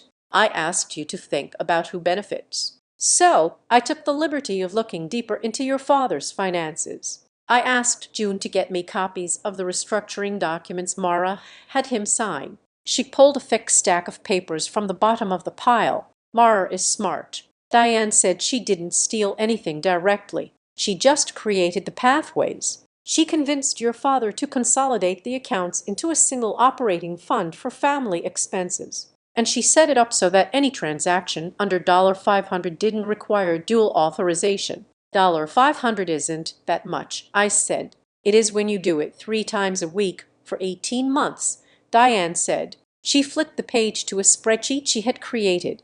It was a sea of red ink. Venmo transfers, PayPal payments, cash withdrawals, gas station charges, online gambling sites, crypto exchanges. Diane ran her finger down the list. It started small, $50 here, $100 there, but then it ramped up. And do you know where the digital transfers went to an account linked to an email address? The Harland Enterprises. Blake, I whispered. In the last 18 months, Diane said, her voice hard. Your sister and her boyfriend have drained $42,000 from your family's accounts. That is not teenage spending money, Delilah. That is grand larceny. The room went silent. The only sound was the ticking of the grandfather clock in the hall. $42,000, June repeated, her face pale. Gavin doesn't know. Gavin is asleep at the wheel. Diane said he thinks they are just scraping by because of the economy. He has no idea his daughter is bleeding him dry. So that is why I said the realization hitting me like a physical blow. That is why they needed to get rid of me. It wasn't about the college money. Not yet. No, Diane said they had already spent the liquid cash. They were in a hole, and they knew that eventually your father would notice $40,000 missing, or you would turn 18 and ask to see the statements for your own accounts. They needed a scapegoat. They needed someone to blame for the missing money. If I am a drug addict, I said, my voice shaking. Then I stole the money to buy drugs. Exactly, Harold said.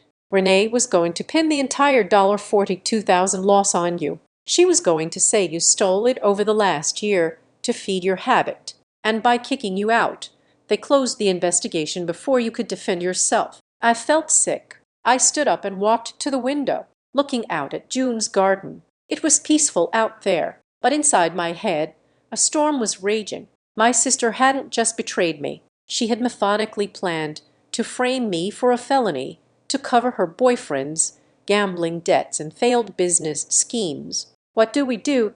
I asked, turning back to them. June stood up. She walked over to the sideboard and pulled out a heavy 3-ring binder. It was black and empty. She placed it on the table with a heavy thud. We organize, June said. Diane, I want every single piece of paper you found in this binder, the photos, the bank statements, the police report, the school attendance record, everything. She looked at me. Delilah, come here. I walked over to the table. This is your war binder, June said. From this day forward, you do not trust anyone's word.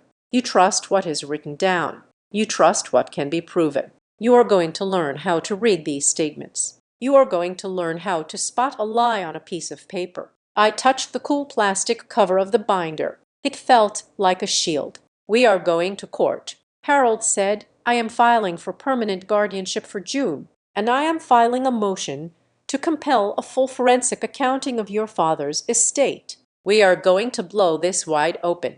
But there is one more thing, Harold said. His voice changed. It dropped an octave, becoming serious in a way that made the hair on my arm stand up. He reached into his briefcase. He didn't pull out a copy. He pulled out an original document. The paper slightly yellowed. When I went to the courthouse to file the emergency petition, Harold said, I pulled the existing file on your mother's trust just to see what we were dealing with. He placed the document on top of the war binder. This is a power of attorney. Harold said it grants Renee Whittaker full legal authority to make medical and financial decisions for Delilah Wright, effective immediately upon signature. I stared at the paper at the bottom. There was a signature, Delilah Wright. I never signed that, I said.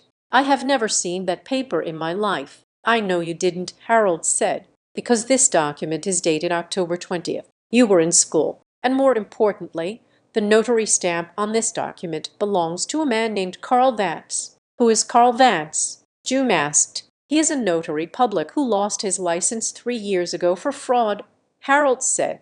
But here is the kicker. I looked him up. He's Mara's cousin. Diane let out a sharp breath. Mara Renee was stealing the cash, Harold said, tapping the document. But Mara was playing a longer game. This document doesn't just give them control over your money, Delilah. It gives them control over you. If this had been filed and accepted, they could have committed you to a facility without your consent. They could have signed loans in your name. They could have owned you.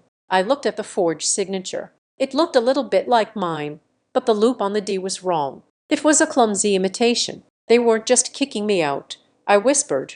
They were trying to enslave me. This changes things, Diane said, her eyes cold as steel. Theft is one thing. This is conspiracy to commit human trafficking of a minor's rights. This is prison time. Harold closed his briefcase. I am going to call the district attorney. He said the family court hearing is next week, but I think we need to bring a few extra chairs because this isn't just a custody hearing anymore. It is a crime scene. The month leading up to the court hearing was a period of strange suspended animation. I was living in two worlds simultaneously. In one world, I was a normal teenager trying to restart her life. June enrolled me in Northwood High, a school 3 towns over where nobody knew my name or the rumors my sister had spread, and went to class. I ate lunch with new people who didn't ask why I was living with my grandmother, and I started seeing a therapist named Dr. Iris. Dr. Iris was a small,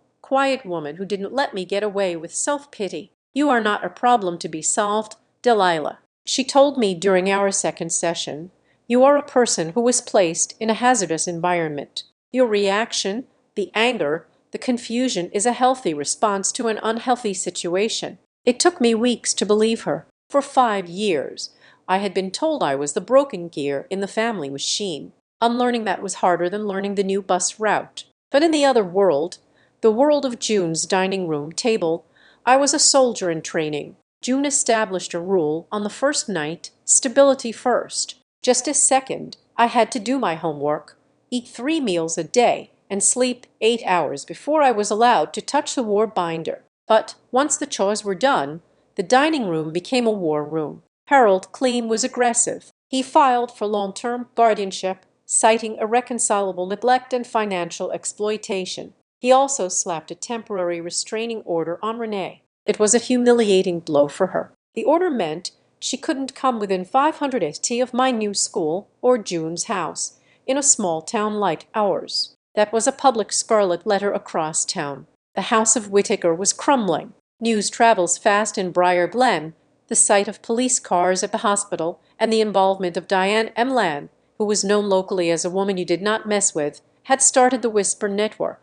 People looked at my father differently in the grocery store. They stopped asking how are the girls and started looking at his shoes. My father, Gavin, was not built for conflict. He was a man who wanted to be liked, who wanted a quiet life. The social shame was eating him alive. He started calling June's house, leaving long rambling voicemails where he sounded drunk or just exhausted. June, please can we just talk? I didn't mean for it to go this far. I just wanted to scare her straight.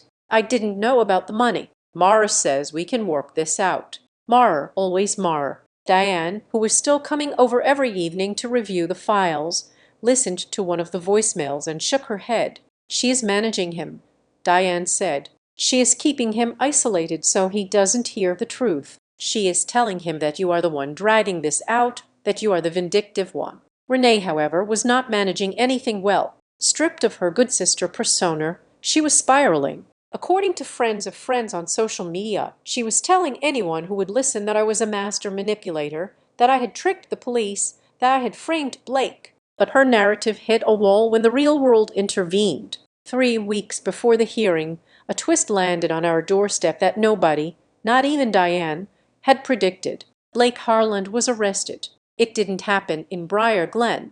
It happened in Delaware. He was pulled over for speeding in a car that turned out to be leased under a stolen identity. When the police searched the trunk, they found a laptop containing credit card numbers for 30 different people, none of them him. Blake was not a mastermind. He was a petty grifter who had gotten lucky with a naive girlfriend. Now that he was facing federal wire fraud charges in Delaware, his loyalty to Renee evaporated faster than a puddle in the sun. Harold got the call from Blake's public defender on a Thursday afternoon.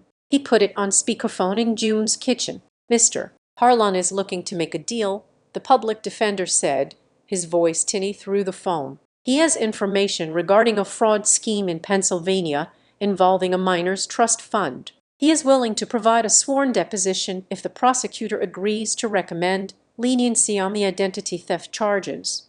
We are listening, Harold said, his pen hovering over his legal pad. Mr. Harlan says the plan to frame Delilah Wright was entirely Renee Whittaker's idea. The lawyer said he admits to providing the pills, but he claims Renee asked for them. He also claims that there is a third party involved, a silent partner who directed the financial restructuring that made the theft possible. Mara, I whispered. Does he have a name? Harold asked. He says Renee referred to her as the manager, the lawyer said. He says this manager coached Renee on how to forge the signatures so they wouldn't look too shaky, told her to practice tracing them against a window. Diane leaned forward. Tracing signatures. That is a specific technique. Amateurs usually just try to freehand it. Tracing suggests someone who knows how document verification works. She pulled out the forged power of attorney. She held it up to the light. See the hesitation marks? The ink is thicker at the curves. That happens when you are moving the pen slowly, tracing a line underneath. A natural signature is fast and fluid. This was drawn, not written. So Mara taught her how to forge, June said, her voice cold. But why? Why risk jail for $40,000? Mara isn't stupid. That is not enough money to retire on. It is if you are desperate. Diane said, I did some digging on Marlar's maiden name, Mara Vance. Diane opened the new folder. Mara has a secret, too. Before she married Gavin, she was living in Ohio. She co-signed a business loan for an ex-boyfriend who opened a chain of tanning salons. The business went under 5 years ago. The boyfriend declared bankruptcy, but Mara didn't. The debt collectors have been chasing her for years. The outstanding balance with interest, $45,000. The room went silent. The numbers aligned perfectly. She needed the money to pay off her old debt. I said, the realization settling over me. She was stealing from us to pay for a mistake she made a decade ago. And she couldn't tell Gavin, June said, because Gavin prides himself on being debt-free, except for the mortgage. If he knew she came into the marriage with that kind of baggage, he might have walked. So she used Renee, I said. She saw Renee was desperate for Blake's approval, and she used her. She let Renee take the cash. Let Renee leave the digital trail. Let Renee take the risk. And Mara just took her cut. She is a parasite, Harold said, closing the folder. But proving she directed it is hard. It is hearsay. Blake says. As Renee said, Mara helped. That is second-hand. We need something that ties Mara directly to the crime. Diane said something with her handwriting, something she touched. That night, I started a new habit. I took a blank notebook and wrote evidence log on the cover. I started writing down everything, every conversation I remembered, every date, every time Mara had asked me about my schedule. I realized that my memory was not just a replay of trauma. It was a database. I documented the times Mara had asked me to sign permission slips for school that I never saw again. I documented the times she had asked for my social security number for insurance updates. I was building my own case, turning my victimhood into data. It felt empowering. It felt like I was finally in the driver's seat. 2 days later, a courier envelope arrived at Harold's office from Blake's lawyer. It contained the sworn affidavit. Harold brought it over to the house. We sat around the table, the mood tense. It is all here, Harold said. Blake throws Renee under the bus completely. He details the ATM withdrawals, the burner phone purchase. He even admits that he drove Renee to the store to buy the phone. But what about Mara?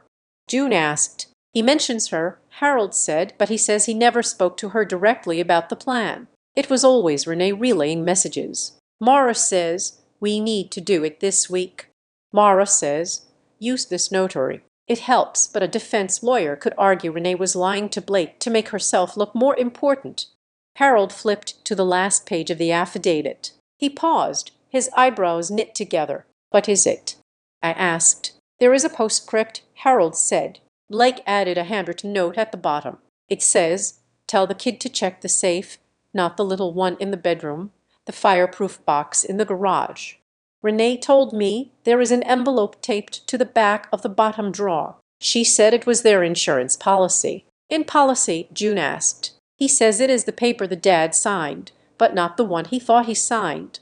We all looked at each other. The restructuring documents, Diane said, her eyes widening. Mara made Gavin sign papers to consolidate the accounts. But what if she slipped something else in the stack? What if she made him sign something he didn't read? If it is taped to the back of a drawer in the garage, I said it means they are hiding it from Dad. Dad goes in the garage every day, but he never looks behind the drawers. We need that paper, Harold said. If that document exists, and if it shows Mara tricked Gavin into signing something illegal, that breaks her innocent bystander defense wide open. But how do we get it? I'd asked. I can't go back there. Renee has a restraining order, but it works both ways. I can't enter the property. We don't need you to enter, Harold said, a smile slowly spreading across his face. We are in the discovery phase of a lawsuit.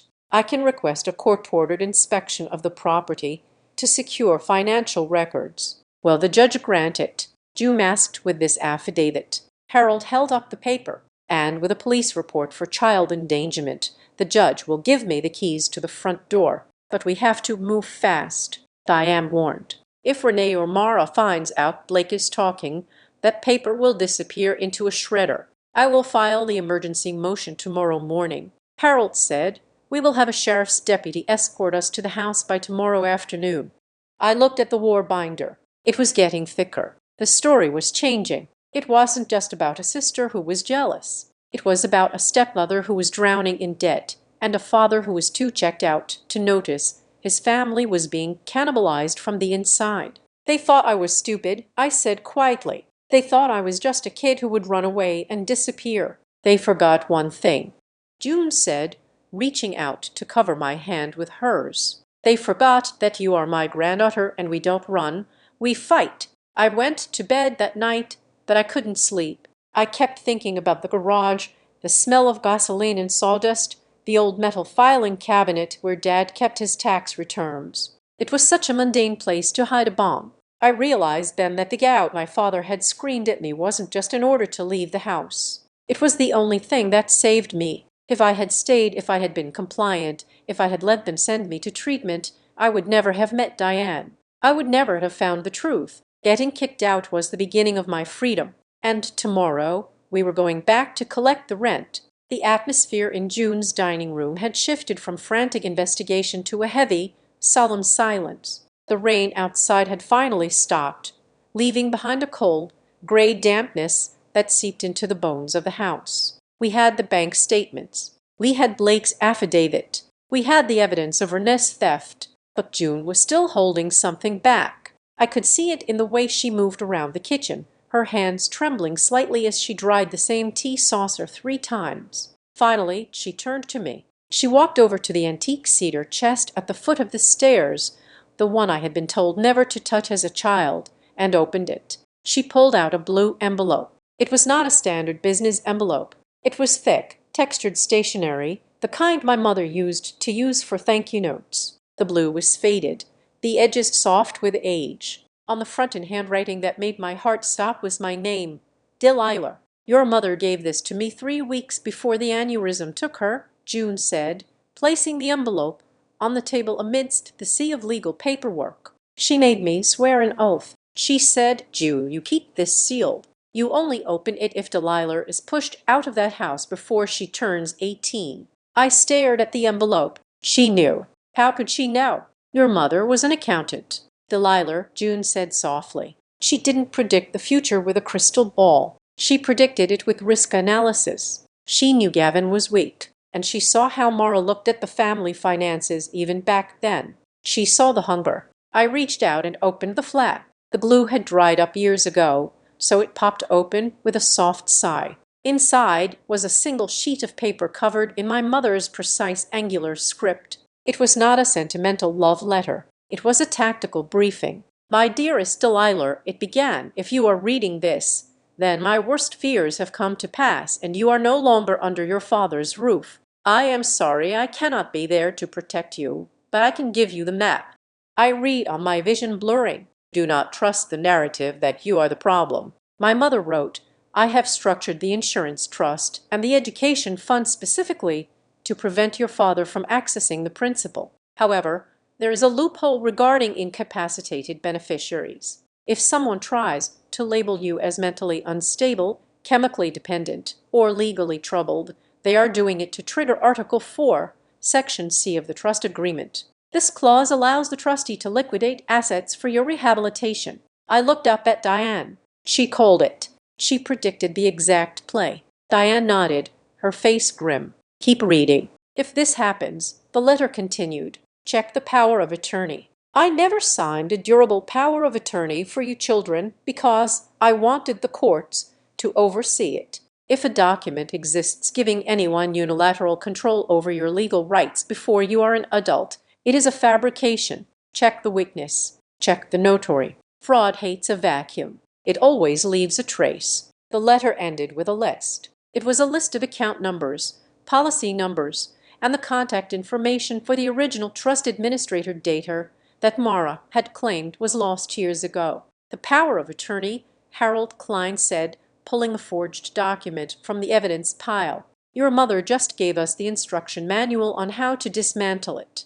We had looked at the forgery before, noting the shaky signature that looked like mine, but we hadn't looked closely at the other signatures. The notary stamp belonged to Carl Vance, Mara's cousin, but there was another signature on the line labeled witness. The name was scrolled illegibly Miller. We need to find T. Miller. Diane said, if we find the witness, we find the lie. Diane spent the next 6 hours on her laptop. She didn't use police databases. She used social engineering and public records. She searched for Carl Vance's known associates. She searched for mobile notary services operating in our county on the date the document was signed.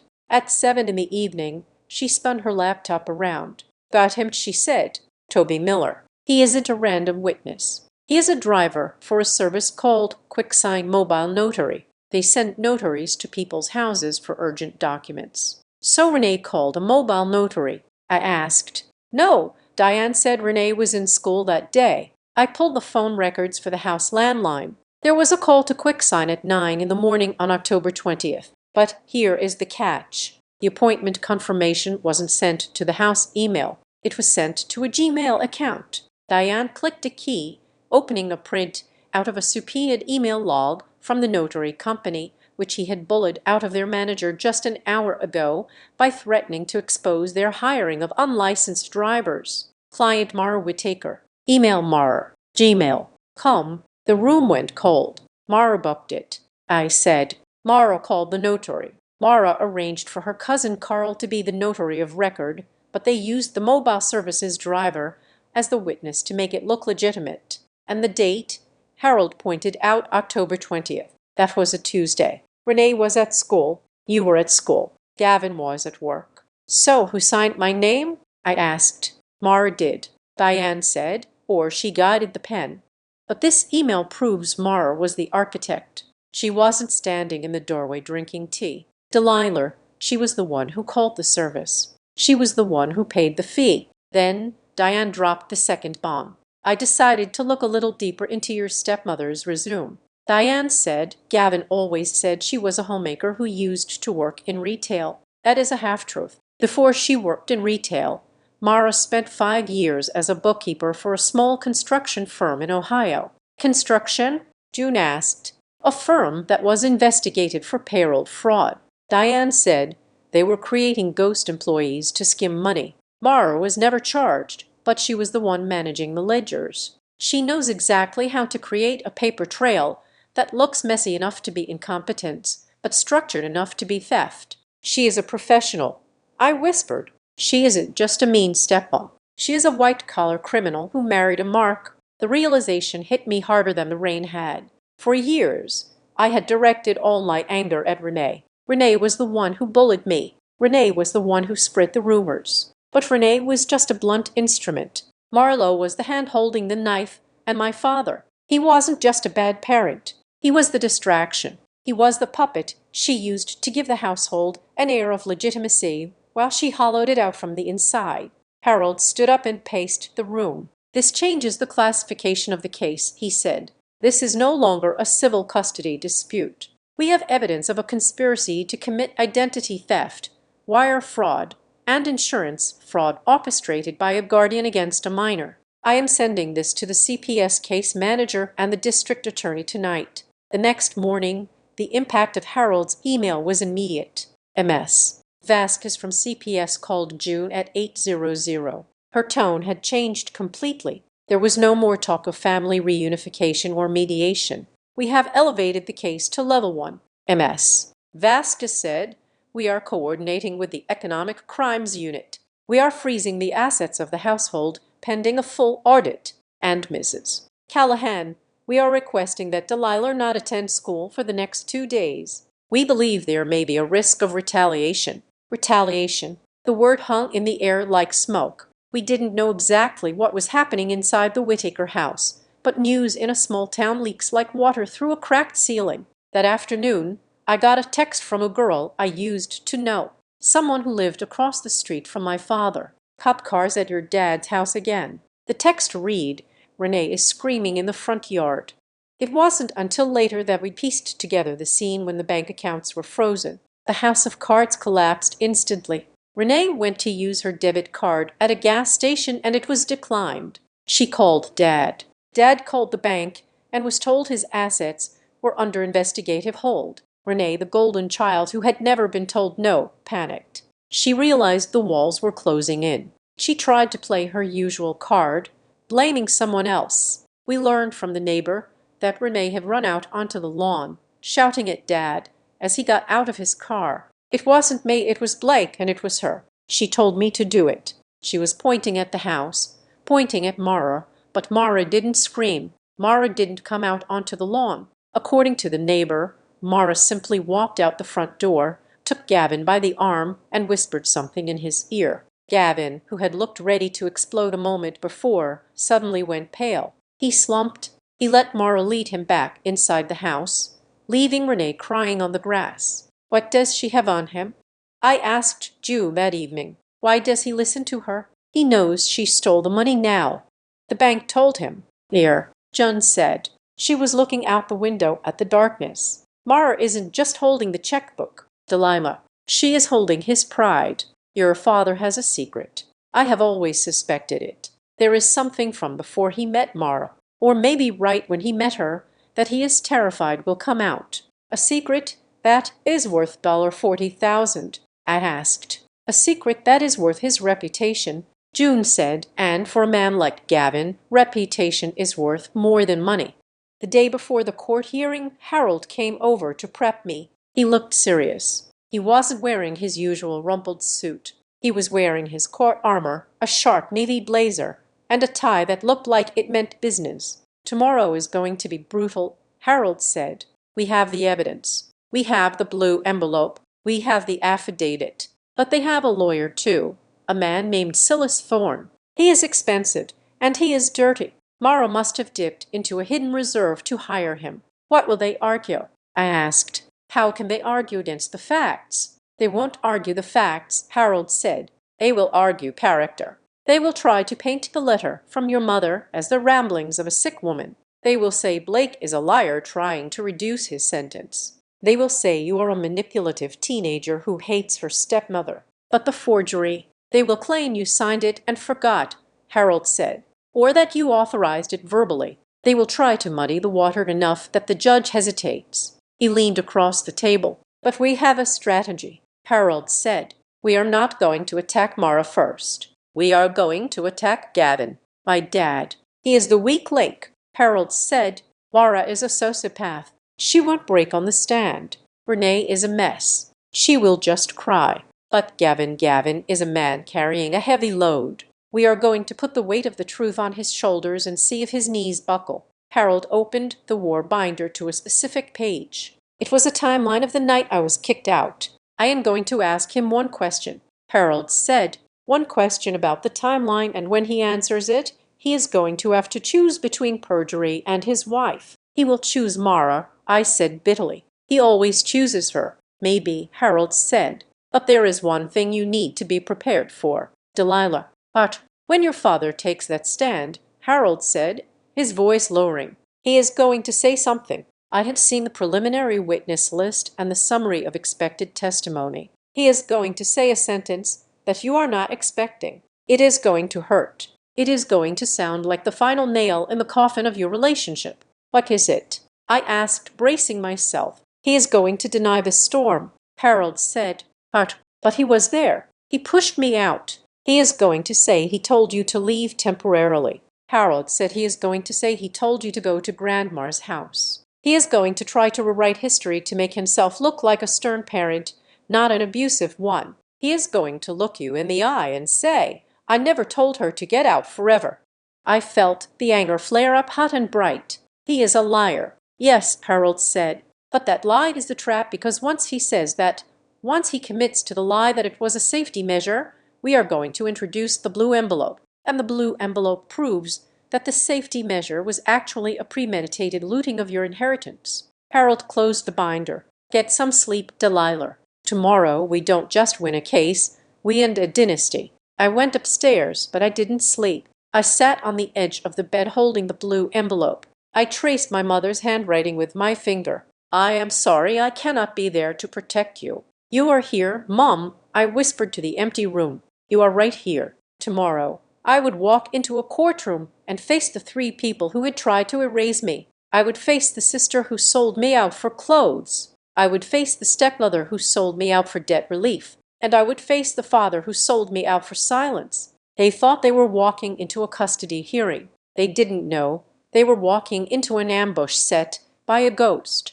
The courtroom in the Northwood County Courthouse smelled of floor wax and stale coffee. It was a smell I would come to associate with the dismantling of my family. We were in courtroom 3, a small windowless room usually reserved for custody disputes and minor family arbitrations. But today the air was thick with a tension that belonged in a murder trial. I sat next to Harold Clean. On my other side was my grandmother, June, sitting so still she looked like a statue carved from granite. On the table in front of us sat the warbinder. It was 4 in thick. Across the aisle, my father sat hunched over, staring at his hands. Next to him was Mara, wearing a beige suit that made her blend into the wood paneling, her face a mask of polite confusion. And then there was Renee. She was wearing a soft pink cardigan and a headband, trying desperately to project the image of a wholesome, concerned older sister. She wouldn't look at me.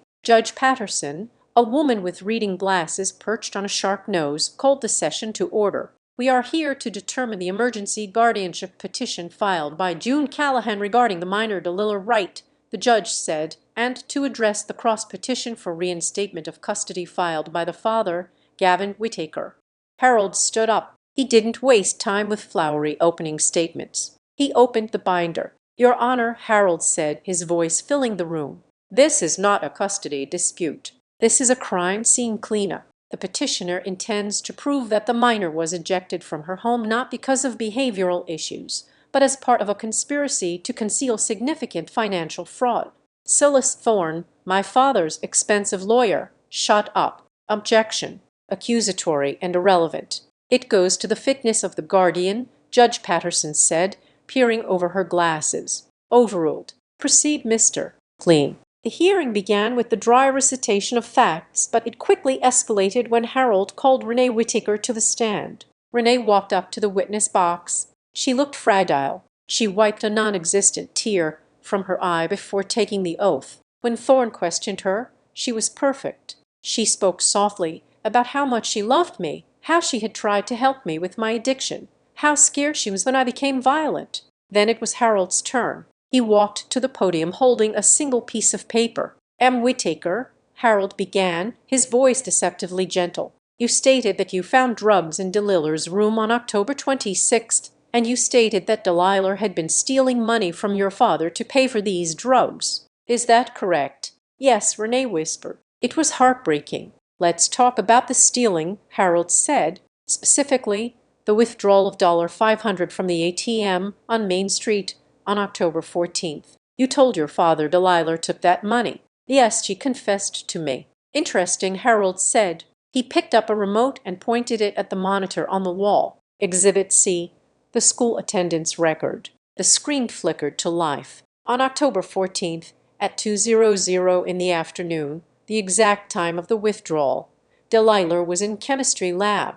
"We have a sworn affidavit from her teacher." Harold looked at Renee. "Can you explain how my client managed to be in 2 places at once?" Renee blinked. Maybe I got the day wrong. It was a stressful time." "Maybe." Harold agreed. He clicked the remote again. "Exhibit D, ATM security footage." The grainy image of the hooded figure appeared. "The person in this photo is wearing a charm bracelet," Harold said. "A Pandora bracelet with a distinctive heart clasp. MS. Whittaker, can you please lift your left wrist for the court?" Renee froze. She instinctively pulled her sleeve down. "Your Honor," Harold said, "I would like the record to reflect that the witness is wearing the exact piece of jewelry seen in the surveillance footage of the theft she attributed to the minor. I borrow her clothes sometimes." Renee stammered, her voice rising an octave. "She must have stolen my bracelet."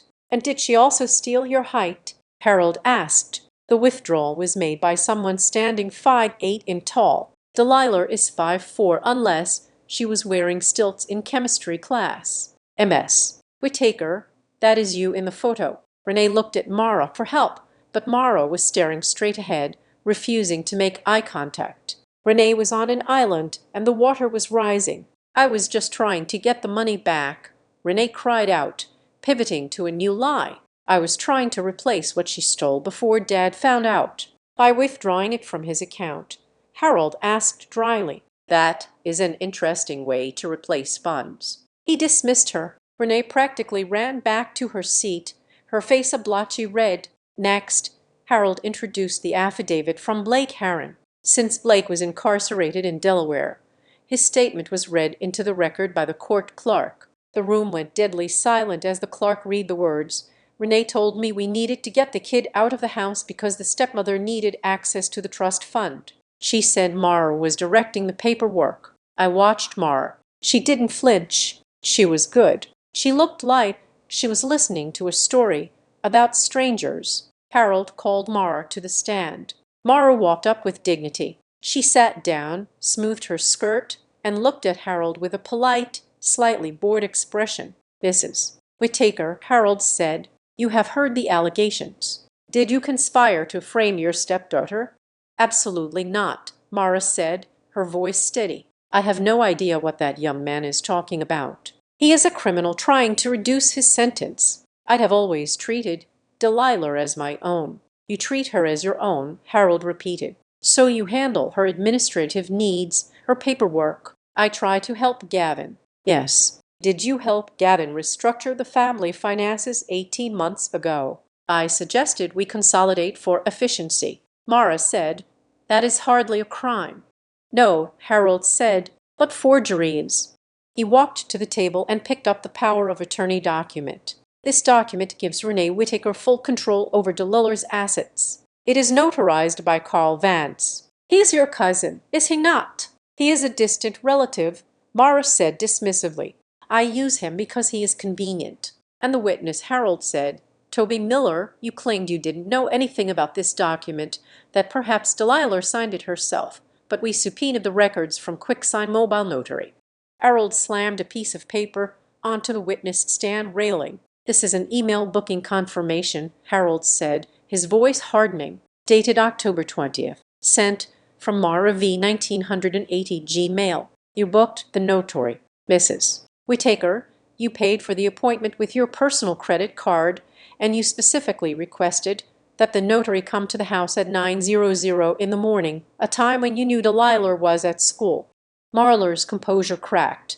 Her eyes darted to the paper. "I often book things for the family. I don't remember every appointment." "You don't remember booking a notary to sign a legal document giving away a child's rights?" Harold asked. "That seems like a memorable Tuesday." "It was just in case," Mara snapped, her mask slipping. "In case she went to rehab. We needed to be able to pay the bills." "So you admit you were planning for her to go to rehab," Harold said. 6 days before the drugs were found in her room. "That shows premeditation." "Mrs. Whittaker, I didn't say that." Mara faltered. No further questions. Then came the moment I had been dreading. My father. Gavin Whittaker took the stand. He looked 10 years older than he had a month ago. His suit hung loosely on his frame. He looked at me, then looked away, unable to hold my gaze. Thorne, his lawyer, tried to rehabilitate him. "Mr. Whittaker, did you believe you were acting in your daughter's best interest?" "Yes," Dad said, his voice a rasp. "I thought she was in trouble. I thought I was showing her tough love." "Did you intend to permanently disinherit her?" "No," Dad said. "Never. I just wanted her to get clean." Harold stood up for cross-examination. He didn't approach the stand. He stood by me, putting a hand on my shoulder. "Mr. Whittaker," Harold said, "on the night of October 26th, did you verify any of the evidence presented to you by Renee?" Dad looked down. "No." "Did you call the school to check Deliller's grades?" "No." "Did you check the bank records yourself?" "No." "Renee handles that. So you evicted your 15-year-old daughter into a storm based entirely on the word of a 19-year-old girl who was stealing from you." "I didn't know she was stealing," Dad whispered. "You are the head of the household," Harold said sharply. "Ignorance is not a defense for child endangerment. But let's talk about the eviction. You claim it was temporary. You claim you didn't mean to cut her off." "I didn't," Dad insisted, looking at the judge. "I swear. I just wanted her to go to her grandmother's for a while." "Then explain this," Harold said. He reached into the war binder and pulled out the blue envelope. The sound of the paper rustling was the only noise in the room. Harold walked up to the bench and handed the letter to Judge Patterson. "Your Honor," Harold said, "this is a letter written by the late Catherine Wright, the child's mother. It was entered into evidence this morning. In it, she explicitly warns that if Delilah is removed from the home under false pretenses of instability, it is likely a maneuver to trigger the liquidation clauses of the insurance trust. Judge Patterson read the letter, her expression darkened with every line. She looked up at Mara, then at Dad. "Mr. Whittaker," the judge asked, holding up the letter, "were you aware that your late wife had structured the trust to prevent you from accessing the principal unless Delilah was declared incapacitated?" Dad looked confused. "I knew there were restrictions. Mara said we could access it if we had a medical reason." "So you discussed accessing the money?" Harold pounced. "We had bills," Dad shouted, cracking under the pressure. "The mortgage, the credit cards. Mara said if Delilah went to a program, the trust would pay for it and we could use the household budget for the debts. It was just a loan. We were going to pay it back." The admission hung in the air. He hadn't just kicked me out for moral reasons. He had kicked me out because I was worth more to them as a troubled teen than as a student. I was an asset to be liquidated. "Oh my God," Renee whispered from her seat. She realized what Dad had just done. He had confessed to the conspiracy. Judge Patterson slammed her gavel. The sound made everyone jump. "I have heard enough," the judge said. Her voice was ice cold. "I am granting the petition for permanent guardianship to June Callahan, effective immediately. Mr. Whittaker, your parental rights are hereby suspended pending a full investigation." She turned her glare to Mara and Renee. "Furthermore," the judge continued, "I am severing the financial fraud aspects of this case. I am forwarding the transcripts of today's testimony, including the admission of Mr. Whittaker and the evidence regarding Mrs. Whittaker and Ms. Whittaker to the district attorney's office. This court finds probable cause for fraud, forgery, and child endangerment." "You can't do that," Renee screamed. She jumped up from her seat. "It wasn't my fault. It was her." She pointed at me, her face twisted into a mask of pure, unadulterated hatred. "You little witch!" Renee shrieked, lunging toward the aisle before the babe stepped in front of her. "You ruined everything. You were supposed to just leave. Why couldn't you just disappear? You have always been the problem. Nobody wants you. Dad didn't want you. Mom died to get away from you." The courtroom gasped. It was the most honest thing Renee had ever said. It stripped away the last shred of her good girl costume. She wasn't a concerned sister. She was a jealous, greedy child who hated me for existing. "Sit down, Ms. Whittaker, or I will hold you in contempt," the judge barked. Renee collapsed onto the bench, sobbing real ugly tears of terror this time. The beef moved to escort us out while the lawyers finalized the paperwork. Marlo was already standing, whispering frantically to Thorne, her face pale. She knew the game was up. She knew the DA would be looking at her old debts, her notary cousin, everything. I stood up. I felt light. The weight I had been carrying for weeks, the fear that no one would believe me, was gone. My father was standing by the exit. He looked like a ghost. He wasn't crying. He looked hollowed out. As I walked past him, flanked by June and Harold, he didn't reach out. He didn't ask for forgiveness. But as I passed, he leaned in slightly. His voice was barely a whisper, a rustle of dry leaves. "Delilah," he said. I stopped. I didn't look at him. I just listened. "That night," he whispered, staring at the floor, "the night I told you to get out. It wasn't the first time they did this." I turned to look at him, confused. "But the money?" he murmured, his eyes unfocused. "The missing money from 3 years ago. The reason we couldn't go on vacation. Renee told me then that you stole it." I didn't believe her then, but Mara showed me a receipt. He looked up at me, his eyes full of a terrible realization. "They have been framing you since you were 12, he said.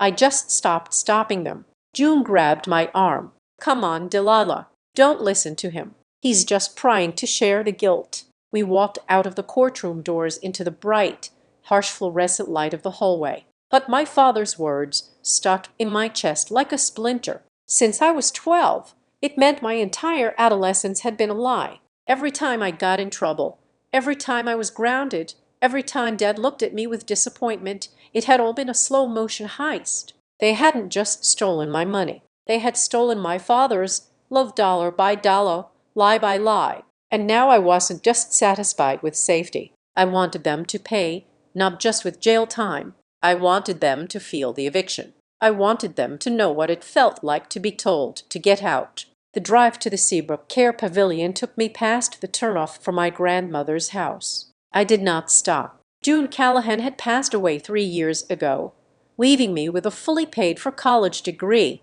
a small but comfortable inheritance, and a lifetime of lessons on how to survive a war. Her house was sold, the proceeds placed into a trust that I now managed with the same iron-fisted scrutiny she had taught me. I was 28 years old now. I drove a sensible sedan that I owned outright. I wore a tailored blazer that cost more than the stolen money my sister had blown on her boyfriend.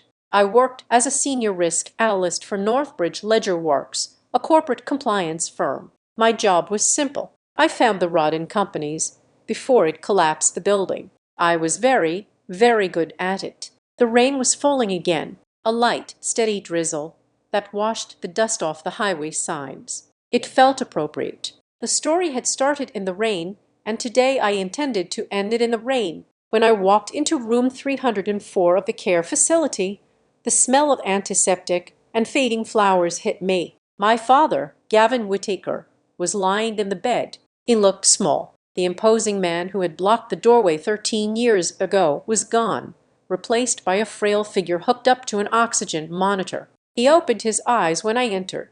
"Delilah," he wheezed. "You came." "I got your letter," I said. I didn't sit down. I stood at the foot of the bed, keeping the distance between us physical and emotional. "I didn't think you would," he said. He gestured weakly to the nightstand.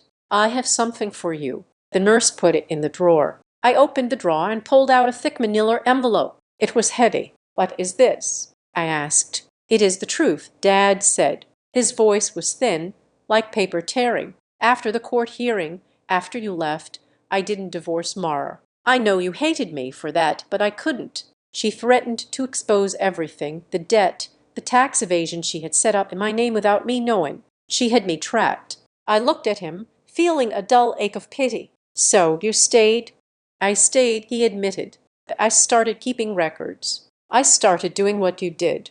I documented every dollar she spent, every lie she told. And I made a new will." He pointed to the envelope. "Mara thinks she is getting the house." Dad said, a ghost of a smile touching his lips. "She thinks when I die, the house on Elm Street belongs to her. She is living there right now, waiting for the phone call." I opened the envelope. Inside was a deed of gift, fully executed, notarized, and filed with the county clerk 3 days ago. "The house isn't part of my estate anymore," Dad whispered. "I transferred it. It is yours, Delilah. It has been yours since Tuesday." I stared at the document. The house where I was kicked out.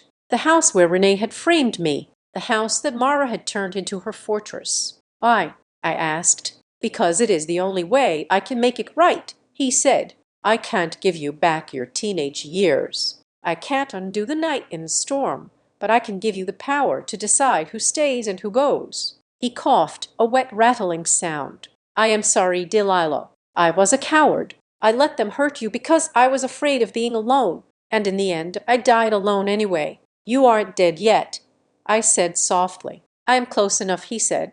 "Do what you have to do." I put the envelope in my bag. "Thank you for this. I forgive you, Dad. I can't be your daughter again. That part of me is gone." He nodded, tears leaking from the corners of his eyes. "I know. Just close the door on your way out." I left him there. I didn't look back. I had one more stop to make. I drove to Elm Street. The house looked exactly the same. The siding was still gray. The bushes were overgrown.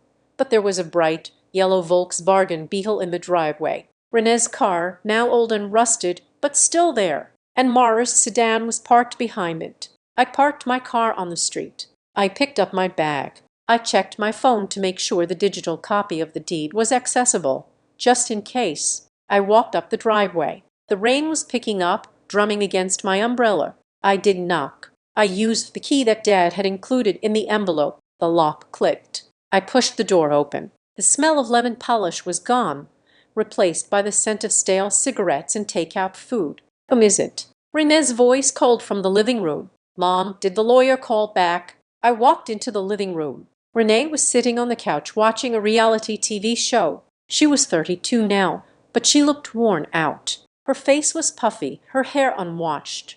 Marlo was sitting at the dining table, surrounded by bills, a cigarette burning in an ashtray. They both froze when they saw me. Delilah. Renee scrambled to sit up. What are you doing here? You can't be here. The restraining order expired. But you still aren't welcome. Mara stood up slowly. Her eyes narrowed. Get out of my house, she hissed. I will call the police. Go ahead, I said calmly. Call them. I would love for Officer Miller to come back. He is the chief now, isn't he? What do you want? Renee snapped. Did you come to gloat? Dad is dying, and you show up now. I just came from seeing him, I said. He gave me something. He doesn't have any money left to give you. Mara spat. We checked. The accounts are empty. I know. I said you drained them just like you tried to drain mine. I walked over to the dining table. Mara flinched as if she thought I was going to hit her. I didn't. I simply placed the copy of the deed on top of her pile of unpaid bills. What is this? Mara looked down. She read the title. Her face went gray. It is a deed of gift, I explained using my professional voice, the one I used when I told CEOs they were being indicted. Gavin Whittaker transferred the title of this property to Delilah Wright on Tuesday. The transfer has been recorded. The taxes are paid. That is impossible, Renee said, walking over to look. He can't do that. This is our house. Not anymore, I said. It is my house, and I have zero tolerance for squatters. You can't kick us out. Mara screamed, her composure shattering. I am his wife. I have rights. You have rights to his estate. I corrected. But this house isn't part of his estate. It belongs to me. And since there is no lease agreement, you are trespassing. Renee looked at me, her eyes wide with the same panic I had seen in the courtroom 13 years ago. Delilah, please. I have nowhere to go. Blake left me. I'd have debt. You can't just throw us on the street. Why not? I asked. It is raining. Isn't that the family tradition? We are family, Renee cried. No, I said. We are relatives. Family protects you. You two are parasites. I looked at my watch. I have a crew coming in 2 hours to change the locks. You have until then to pack whatever you can carry. Mara grabbed the paper and ripped it in half. I am not leaving. You will have to drag me out. I didn't blink. I reached into my bag and pulled out another piece of paper. This one was on official letterhead from the sheriff's department. I thought you might say that, I said. So I stopped by the sheriff's office on the way here. This is a formal notice to quit, accompanied by a civil standby order. The deputies are parking down the street. I told them to give me 10 minutes to handle this civilly. If I don't text them in 3 minutes, they come in and remove you by force. Mara looked at the window. She saw the patrol car idling at the curb. The fight went out of her. She slumped into the chair, looking suddenly old and defeated. Renee started to cry. But where will we go? I looked around the room. I looked at the spot on the rug where my father had stood 13 years ago. I looked at the stairs where Renee had staged her fake tears. I looked at the kitchen where Mara had planned my destruction. I felt nothing. No anger, no triumph, just the cool, clean sensation of a balance sheet finally zeroing out. I don't care, I said. I pointed to the door. Get out. The words hung in the air, heavy and absolute. They didn't argue. They didn't fight. They saw the look in my eyes, the look of a woman who held all the cards and knew exactly how to play them. Marlo went upstairs to pack a bag. Renee grabbed her purse and ran out the door, sobbing as she went to her rusted yellow car. I stood in the living room alone. I listened to the sounds of them leaving the zippers of suitcases, the slamming of car doors. When the last car pulled away, I walked to the front door. I stepped out onto the porch. The rain was falling harder now, washing the driveway clean. I took a deep breath. The air smelled fresh. It smelled like my life. I turned around and looked at the house one last time. I wasn't going to live here. I was going to sell it. I was going to take the money and start a scholarship fund for kids who had been kicked out of their homes. I was going to turn this monument of betrayal into a ladder for someone else. I reached for the handle.